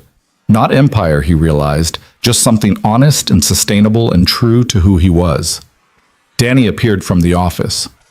"Was that the development people?" "Yeah. Wanted to help me expand into a chain." "And you said?" "No?" Danny studied him for a moment, then nodded. "Good. This place works because it's yours, because people trust you to be straight with them, not because you're some viral video celebrity." "Exactly. But saying no to one opportunity didn't stop others from coming. By week's end, Ethan had declined 3 separate business proposals, 2 book deals, and an invitation to speak at a conference about disability awareness that he felt completely unqualified to address. Each refusal felt right, felt like protecting something essential about who he was and why he'd done what he'd done in that cafe. Lydia understood in a way few others could. "They want to own the moment," she said during one of their nightly calls. "To package it and sell it and profit from it. But the moment wasn't about them. It was about choosing integrity when choosing cruelty would have been easier. Exactly, and I can't figure out how to explain that without sounding self-righteous. You don't have to explain it, you just have to keep living it. The second week after the restructuring announcement brought the lawsuits Lydia had predicted. Marcus Chen filed first, claiming wrongful termination and defamation. 3 other former employees followed with similar claims. The legal documents were public record, and media outlets dissected them gleefully, turning corporate accountability into entertainment. Ethan found himself named in the filings, not as a defendant, but as evidence. Marcus's lawyers argued that Lydia had overreacted to a harmless prank, that her response was disproportionate, that she'd allowed her personal feelings about Ethan Brooks to cloud her professional judgment. "It's garbage," Lydia said when they talked about it. "Standard legal strategy, throw everything at the wall and see what sticks. My lawyers aren't worried." But are you worried? About the lawsuits? No. About what this costs you and Emma, constantly. "We're fine, Lydia. We chose this, remember? Both of us." "I know, but choosing it doesn't make it easier." Emma, for her part, seemed to take the continued attention in stride with the resilience of youth. She announced to her class that her dad's friend was a CEO who was making the world better, and fielded questions about whether that meant they were rich now, with 7-year-old logic. "Lydia has a lot of money," she explained to Sophie during a playdate Ethan overheard. "But Daddy says that's not why he likes her. He likes her because she's kind and smart, and she lets me show her my rocks without being bored." "Does she have a big house?" Sophie asked. "I don't know. I haven't seen it yet, but probably. CEOs usually have big houses on TV." "Are you going to live there?" Emma was quiet for a moment. "Maybe someday, if Daddy marries her. But I like our house too. It has my room and all my stuff." Ethan retreated to the kitchen, heart full of too many emotions to name.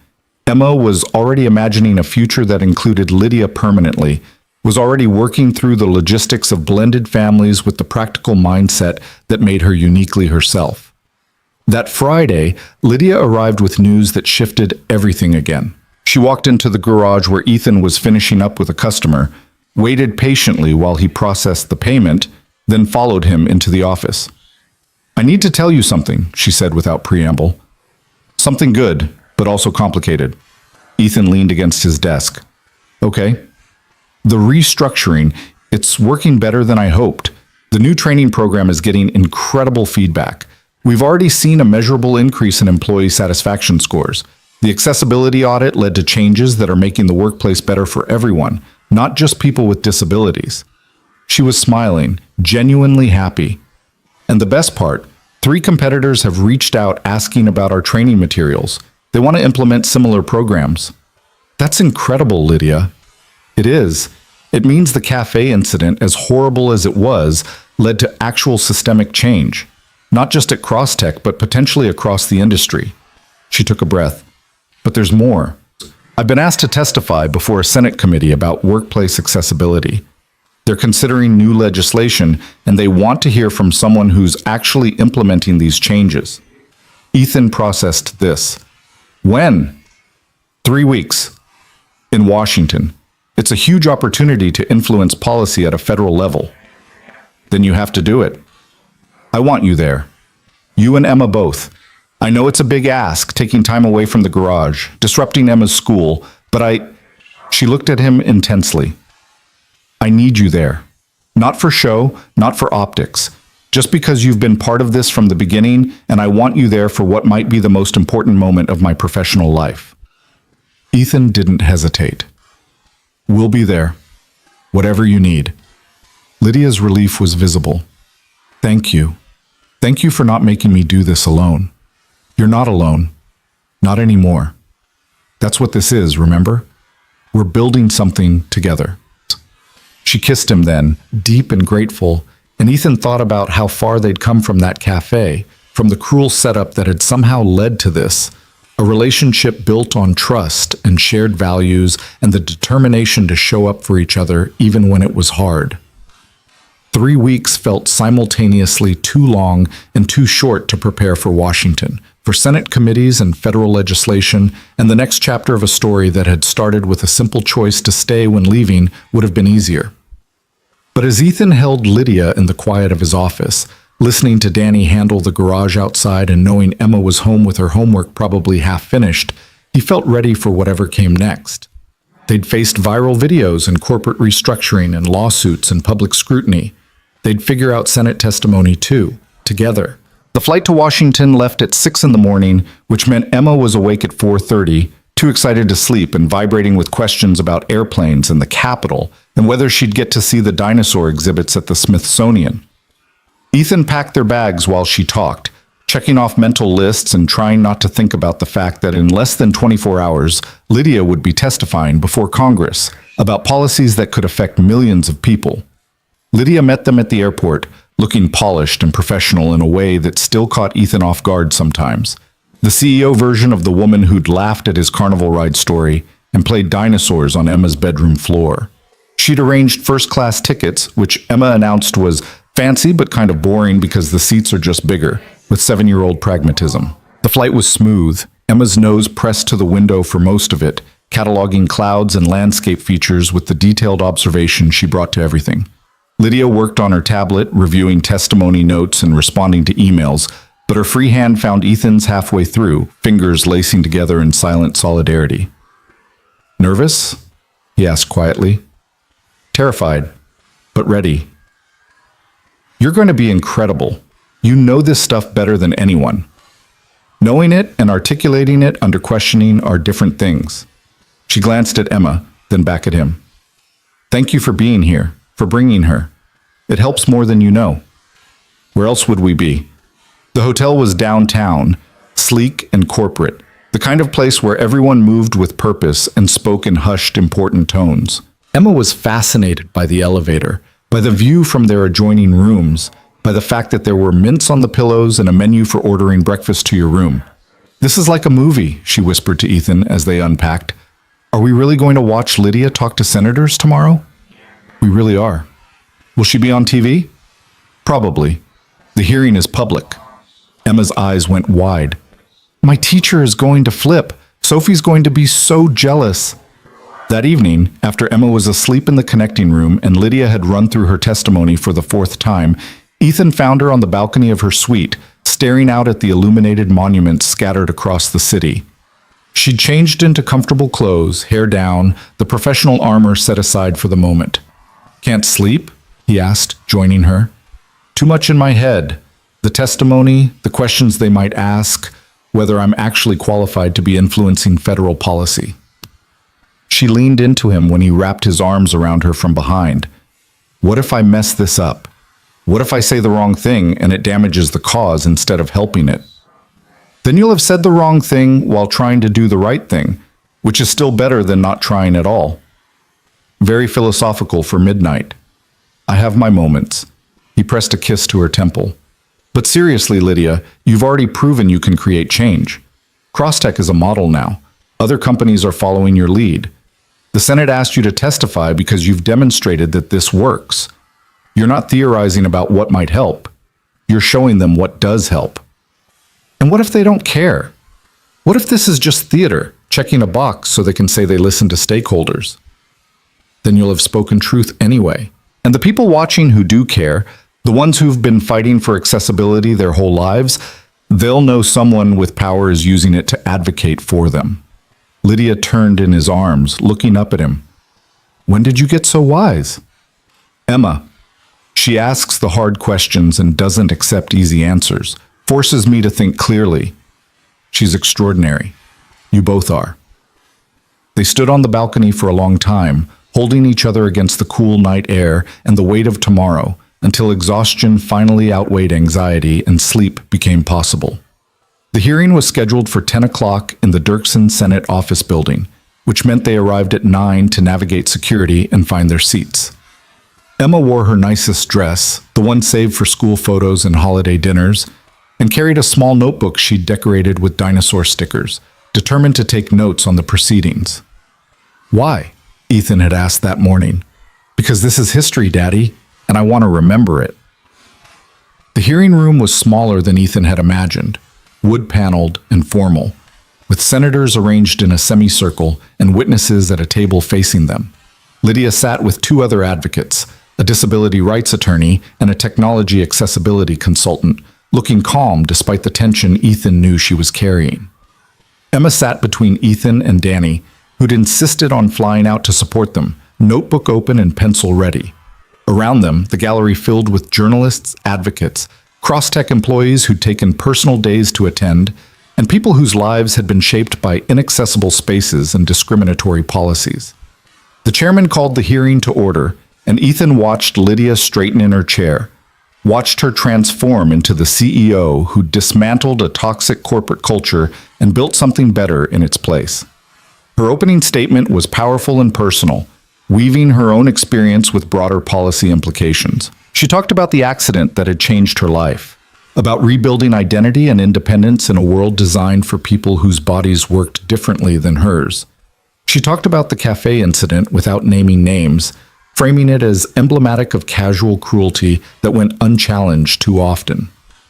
The question before this committee, Lydia said, her voice carrying through the room, is not whether we can afford to make our workplaces accessible. It's whether we can afford not to. Every person denied employment because of disability, every talented individual whose contributions are lost because we failed to provide reasonable accommodations, that's not just a moral failure. It's an economic one. We're leaving talent untapped, innovation unrealized, because we've decided that accessibility is optional rather than essential. She spoke about Crosstech's restructuring, about the concrete changes implemented and their measurable results. She presented data on employee satisfaction, retention rates, productivity metrics. She made the case that accessibility wasn't charity, it was good business and basic decency combined. The questions started gentle, senators asking for clarification on specific policies, requesting more detail about implementation costs and timelines. Lydia handled them smoothly, confident in her expertise, backing every claim with evidence. Then Senator Morrison, known for his skepticism of regulation, leaned forward. Ms. Cross, your company's experience is admirable, but you're a CEO with significant resources. How do we apply these standards to small businesses that don't have billions in revenue? Aren't we potentially creating undue burden? Lydia didn't hesitate. Senator, with respect, that's the wrong question. The right question is, how do we help small businesses understand that accessibility expands their customer base and talent pool? The mechanic shop that adds a ramp doesn't just serve wheelchair users. It serves elderly customers, parents with strollers, delivery workers with dollies. Accessibility benefits everyone. But the costs are often overstated. Simple accommodations, flexible scheduling, assistive technology, ergonomic adjustments, these rarely exceed a few $100s. And the return on investment, in terms of employee loyalty and expanded customer access, far outweighs initial expense. She leaned forward slightly. Senator, I'm not asking for charity or special treatment. I'm asking for the same thing every other American wants: the opportunity to contribute, to work, to participate in society without having to fight for access to spaces that should be available to everyone. Emma was writing furiously in her notebook, underlining phrases and drawing stars next to points she found particularly compelling. Ethan noticed several journalists doing the same thing, capturing not just Lydia's words but the passion behind them. Senator Chen, who'd introduced the proposed legislation, smiled. Ms. Cross, you mentioned a cafe incident in your opening remarks. Can you elaborate on how that personal experience informed your corporate policy decisions? Lydia took a breath, and Ethan saw her glance briefly toward where he and Emma sat. I was set up on what I believed was a blind date. What I didn't know was that it was a prank orchestrated by employees at my own company. The joke was supposed to be watching my date react to my disability, presumably with discomfort or rejection. The room had gone very quiet. What happened instead was that my date stayed. He treated me with respect and dignity. And when the people who'd set up the prank revealed themselves, he confronted them about the cruelty of their actions. Her voice was steady, but charged with emotion. That incident made me realize that the culture that permitted such behavior in my company was one I'd tolerated too long. I'd convinced myself that isolated incidents of ableism were just part of doing business, that I couldn't change hearts and minds through policy. I was wrong. And the individual who stayed, who confronted the employees involved, is he here today? Lydia's eyes found Ethan's across the room. He is, along with his daughter, who's teaching me that kindness and courage often look like simply showing up and refusing to accept cruelty as normal. Several senators turned to look at the gallery, trying to identify who she meant. Emma, oblivious to the attention, was still writing in her notebook, tongue poking out in concentration. The hearing continued for another 90 minutes, covering technical specifications, enforcement mechanisms, and funding provisions. Lydia fielded every question with competence and conviction, making the case that accessibility wasn't a burden to be managed, but an opportunity to be embraced. When it finally concluded, the chairman thanked the witnesses and announced the committee would take their recommendations under advisement. It was bureaucratic and anticlimactic, but as Lydia gathered her materials and the gallery began to disperse, Ethan could see the shift in energy. She'd moved people, not just with data and policy proposals, but with the authentic testimony of someone who'd lived the cost of inaccessibility and was determined to change it. They met her outside the hearing room, Emma immediately launching into a recap of her favorite parts, while Lydia listened with complete attention. Media requests came fast, reporters wanting interviews, quotes, reactions. Lydia handled a few, her PR team managing the rest, always positioning the conversation around policy rather than personality. By the time they made it back to the hotel, early afternoon sun slanting through the windows, all three of them were exhausted. Emma collapsed on the couch, announcing she needed a snack and also possibly a nap, which was unheard of for a 7-year-old who'd given up naps at 3. Ethan ordered room service while Lydia changed out of her formal clothes, emerging in jeans and a soft sweater, professional armor fully shed. When the food arrived, they ate together in comfortable silence, the adrenaline of the morning slowly fading into something calmer. "You were amazing," Ethan said finally. "Every part of it. The testimony, the questions, the way you made them understand that this isn't theoretical. It's about real people living real lives. I just told the truth. About my experience, about what works, about why it matters. That's what made it powerful. You weren't performing or posturing. You were just you." Emma, revived by food, piped up from where she'd been doodling dinosaurs in her notebook. "You made that one senator look silly, the one who asked about small businesses. You told him he was asking the wrong question, and then you told him the right question, and he didn't have a good answer for that." Lydia laughed.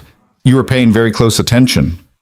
"It was interesting, like watching Daddy when someone tries to tell him their car doesn't really need the repair he says it needs, and he has to explain why they're wrong, but in a nice way." "That's actually a pretty good comparison," Ethan admitted. They spent the afternoon being tourists, Emma's exhaustion forgotten in the excitement of monuments and museums. At the Smithsonian Natural History Museum, Emma dragged them straight to the dinosaur exhibits, providing running commentary on everything from bone structure to extinction theories, while other visitors listened with poorly concealed amusement. "She's going to be a paleontologist," one elderly woman told Ethan, "or a lecturer, possibly both." "Wouldn't surprise me either way," he agreed. That evening, back at the hotel with Emma finally asleep after a day that had overwhelmed even her considerable energy, Ethan found Lydia on the balcony again, phone in hand, scrolling through responses to the testimony. "How bad is it?" he asked. "Surprisingly good, actually. Most of the coverage is positive. Even the skeptical outlets are admitting I made compelling points." She looked up at him. "But there's something else, and something I need to tell you about." Ethan's stomach tightened. "Okay." "The lawsuits, Marcus and the others, their lawyers reached out this afternoon. They want to settle." "That's good news, isn't it?" "Yes and no. They'll drop the claims in exchange for severance packages and non-disclosure agreements. My legal team is recommending I take it. Clean break, no protracted court battle. Everyone moves on." "But you don't want to." Lydia set her phone down. "Part of me wants them to admit what they did was wrong. Wants public accountability, not just private settlement. But the practical part knows that dragging this out only keeps us in litigation instead of moving forward with the actual work of change. What does your gut say?" that I've already won what matters. The culture at Crosstech has changed. Other companies are implementing similar policies. I testified before Congress about accessibility. Marcus and his enablers, they're already irrelevant. Punishing them further doesn't accomplish anything except satisfying my anger. So you're going to settle? I think so. Is that weak? Ethan pulled her close, her back against his chest, both of them looking out at the city. It's strategic. There's a difference between letting people off without consequences and choosing not to waste energy on people who've already lost. They don't have jobs, their reputations are damaged, and they have to live with knowing they tried to humiliate someone and only expose their own cruelty. That's consequence enough. When did you get so wise about corporate litigation? When I started dating a CEO who faces impossible choices and somehow always finds the right answer. She turned in his arms, and he could see the exhaustion in her face, the weight of carrying so much responsibility while also trying to build a personal life that felt genuine and sustainable. I love you, she said quietly. I don't think I tell you that enough, but I do. I love the way you see the world, the way you raise Emma, the way you make me believe that integrity actually matters more than strategy. I love you too, have since that cafe, probably. Certainly since you stayed and talked to me like I was worth knowing even after the worst possible first date. Best first date, she corrected, because it led to this, to us. To Emma calling me from school yesterday to tell me about her science project and asking if I could help her with the presentation. Ethan blinked. She called you? During lunch. Your number was busy, so she used the class phone. Very official, very Emma. Informed me that volcanoes are important and she needs my expertise on structural integrity. She didn't mention that. She's good at compartmentalizing, gets it from her father. Lydia smiled. But the point is, she's already integrated me into her life, and I want that. I want to be the person she calls when she needs help with science projects. I want to be here for both of you, not just occasionally, but permanently. Ethan's heart was suddenly racing. What are you saying? I'm saying that when we get back home, I want to start talking about what comes next. Not dating, not just spending time together, actually building a life. You and Emma and me figuring out what that looks like. She took a breath. I know it's fast. I know we've only known each other 2 months, but I also know that this is real, and I don't want to waste time being careful when I could be building something that matters. Yes. Yes? Yes to all of it. To building a life, to figuring out what comes next, to not wasting time. He cupped her face in his hands. Emma asked me 6 weeks ago if I was going to marry you. I told her we were taking it slow, but she was right to ask, because even then, part of me knew this was heading somewhere permanent. Lydia's laugh was watery. Is this a proposal? Not yet, because when I propose, I want it to be perfect. I want Emma involved in the planning. I want to do it right. He kissed her softly. But this is a promise that I'm in this completely, that we're building towards something that includes rings and commitments and Emma finally getting the mother figure she deserves. I can work with that. They stayed on the balcony until the night air grew too cold, then moved inside where Ethan checked on Emma, still sleeping, sprawled across the bed in the boneless way of exhausted children, before returning to Lydia's room. The next morning brought news that shifted everything one final time.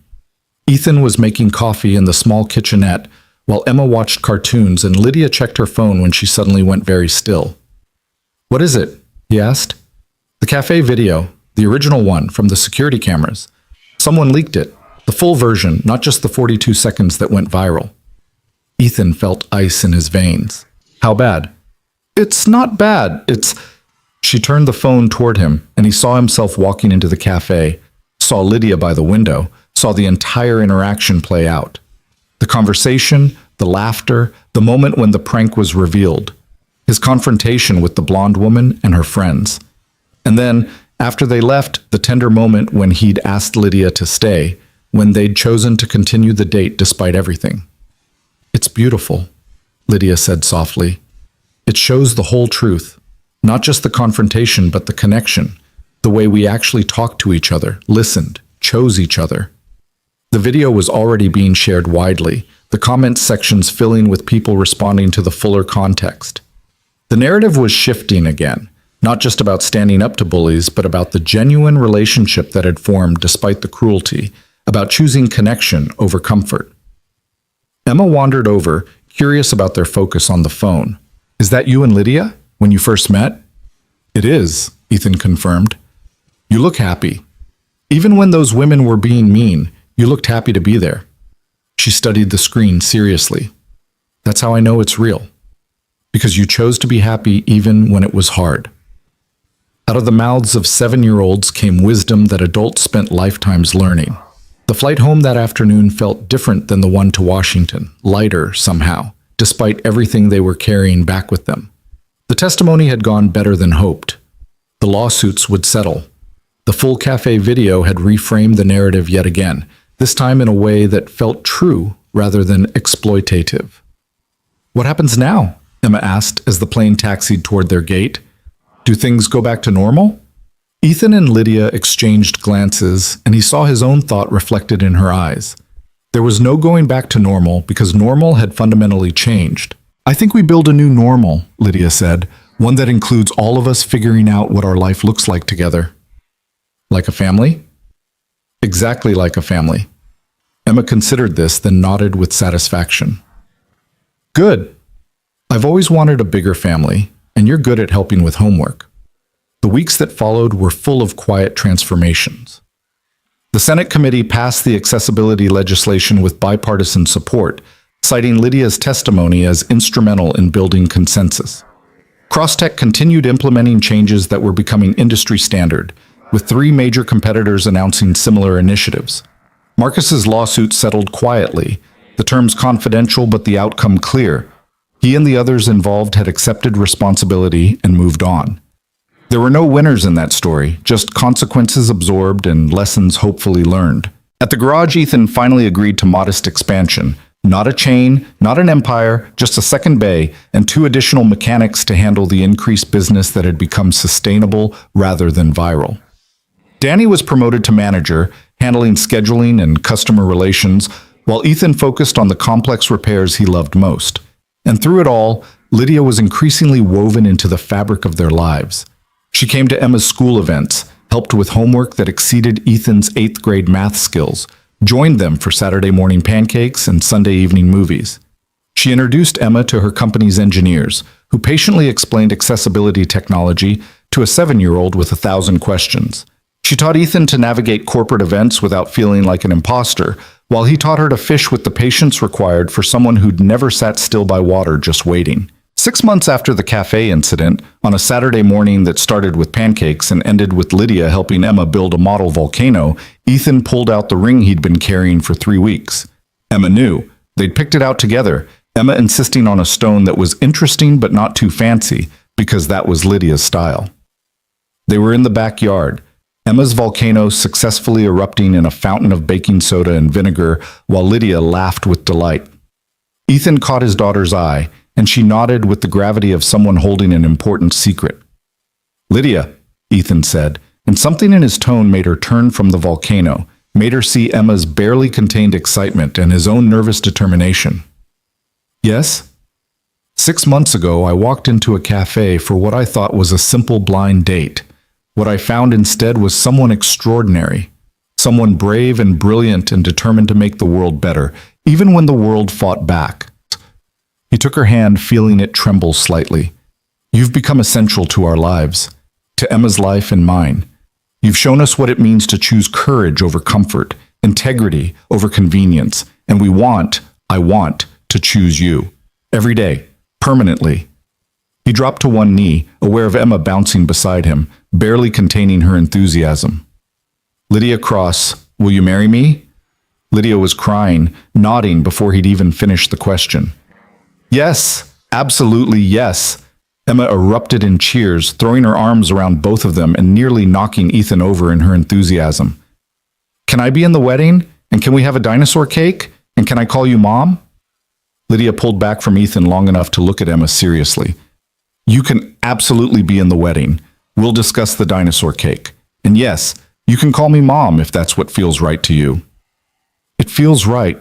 It's felt right for months, but Daddy said I should wait until after the proposal to mention it." Your daddy is very wise. That evening, after Emma was finally in bed, still talking about wedding plans and cake flavors and whether they'd get to wear fancy dresses, Ethan and Lydia sat on the porch in the cooling air, her left hand in his, both of them studying the ring that marked the beginning of their next chapter. A year ago, if someone had told me I'd be engaged to a mechanic I met through a cruel prank, I'd have said they were delusional, Lydia said. But here we are. Here we are, Ethan agreed, building something real out of something that was meant to tear us down. Do you ever think about how differently it could have gone?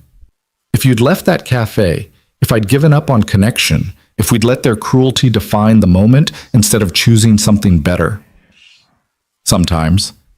But then I remember Emma's face when you played dinosaurs with her, or the way you stood up to that Senate committee, or the fact that you're still here, choosing us even though easier options exist.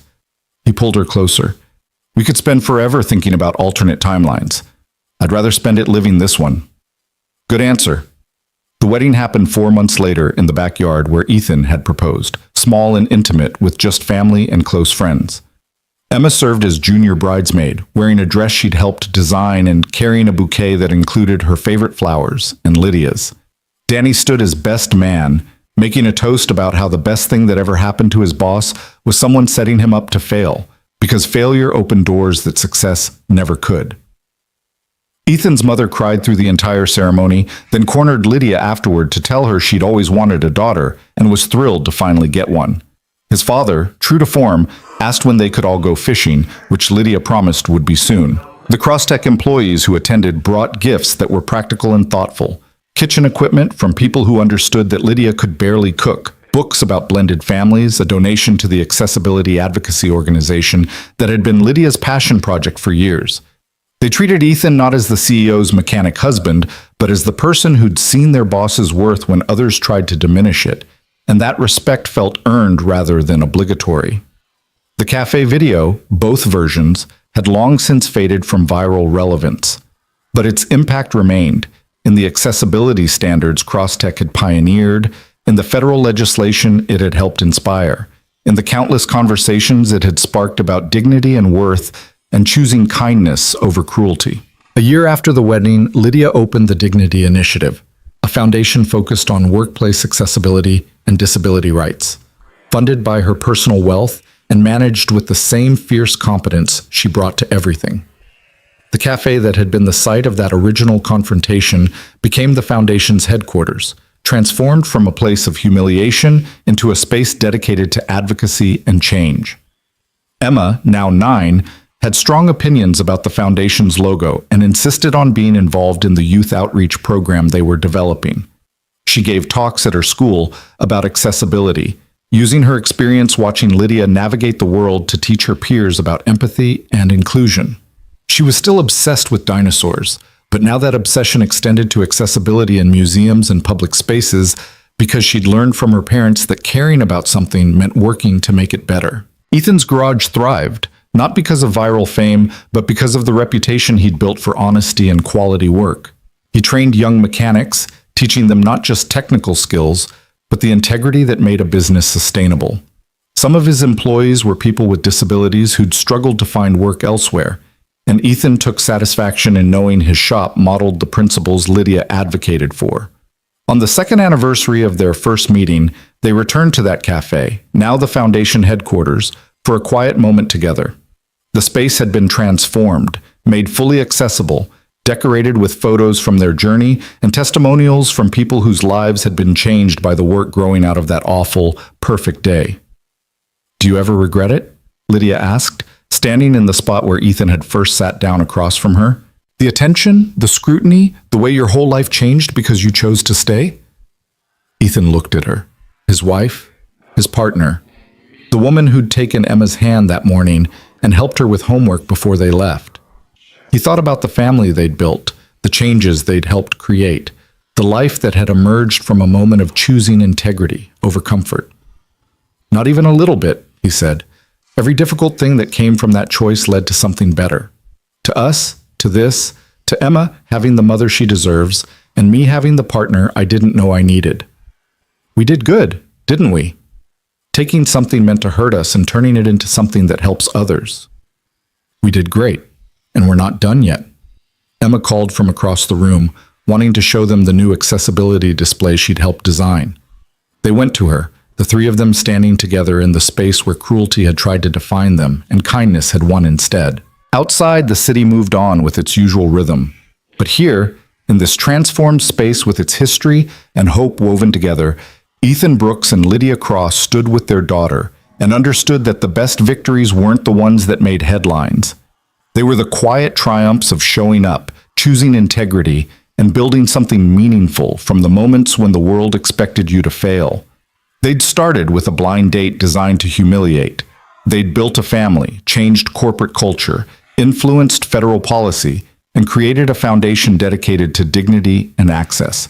Not because they were special or extraordinary, but because they'd chosen again and again to do the right thing even when doing nothing would have been easier. And in the end, that choice made all the difference. The cafe video, both versions, lived on in digital archives and disability studies courses as a case study in how individual actions could spark systemic change. But for Ethan, Lydia, and Emma, it was just the beginning of their story. The moment when three lives intersected and chose connection over cruelty, courage over comfort, and love over fear. What had started as the cruelest setup became the foundation of something beautiful. Not despite the pain it caused, but because they'd refused to let that pain define them. They'd taken the worst moment and transformed it into their best life. And every morning when Ethan woke up next to Lydia, when Emma called them both for breakfast, when their little family moved through the routines that made up a life, he remembered that single choice in a cafe 2 years ago. He'd stayed. She'd stayed. And together they'd built something that would last far beyond viral videos and media attention and the temporary nature of fame. They'd built home,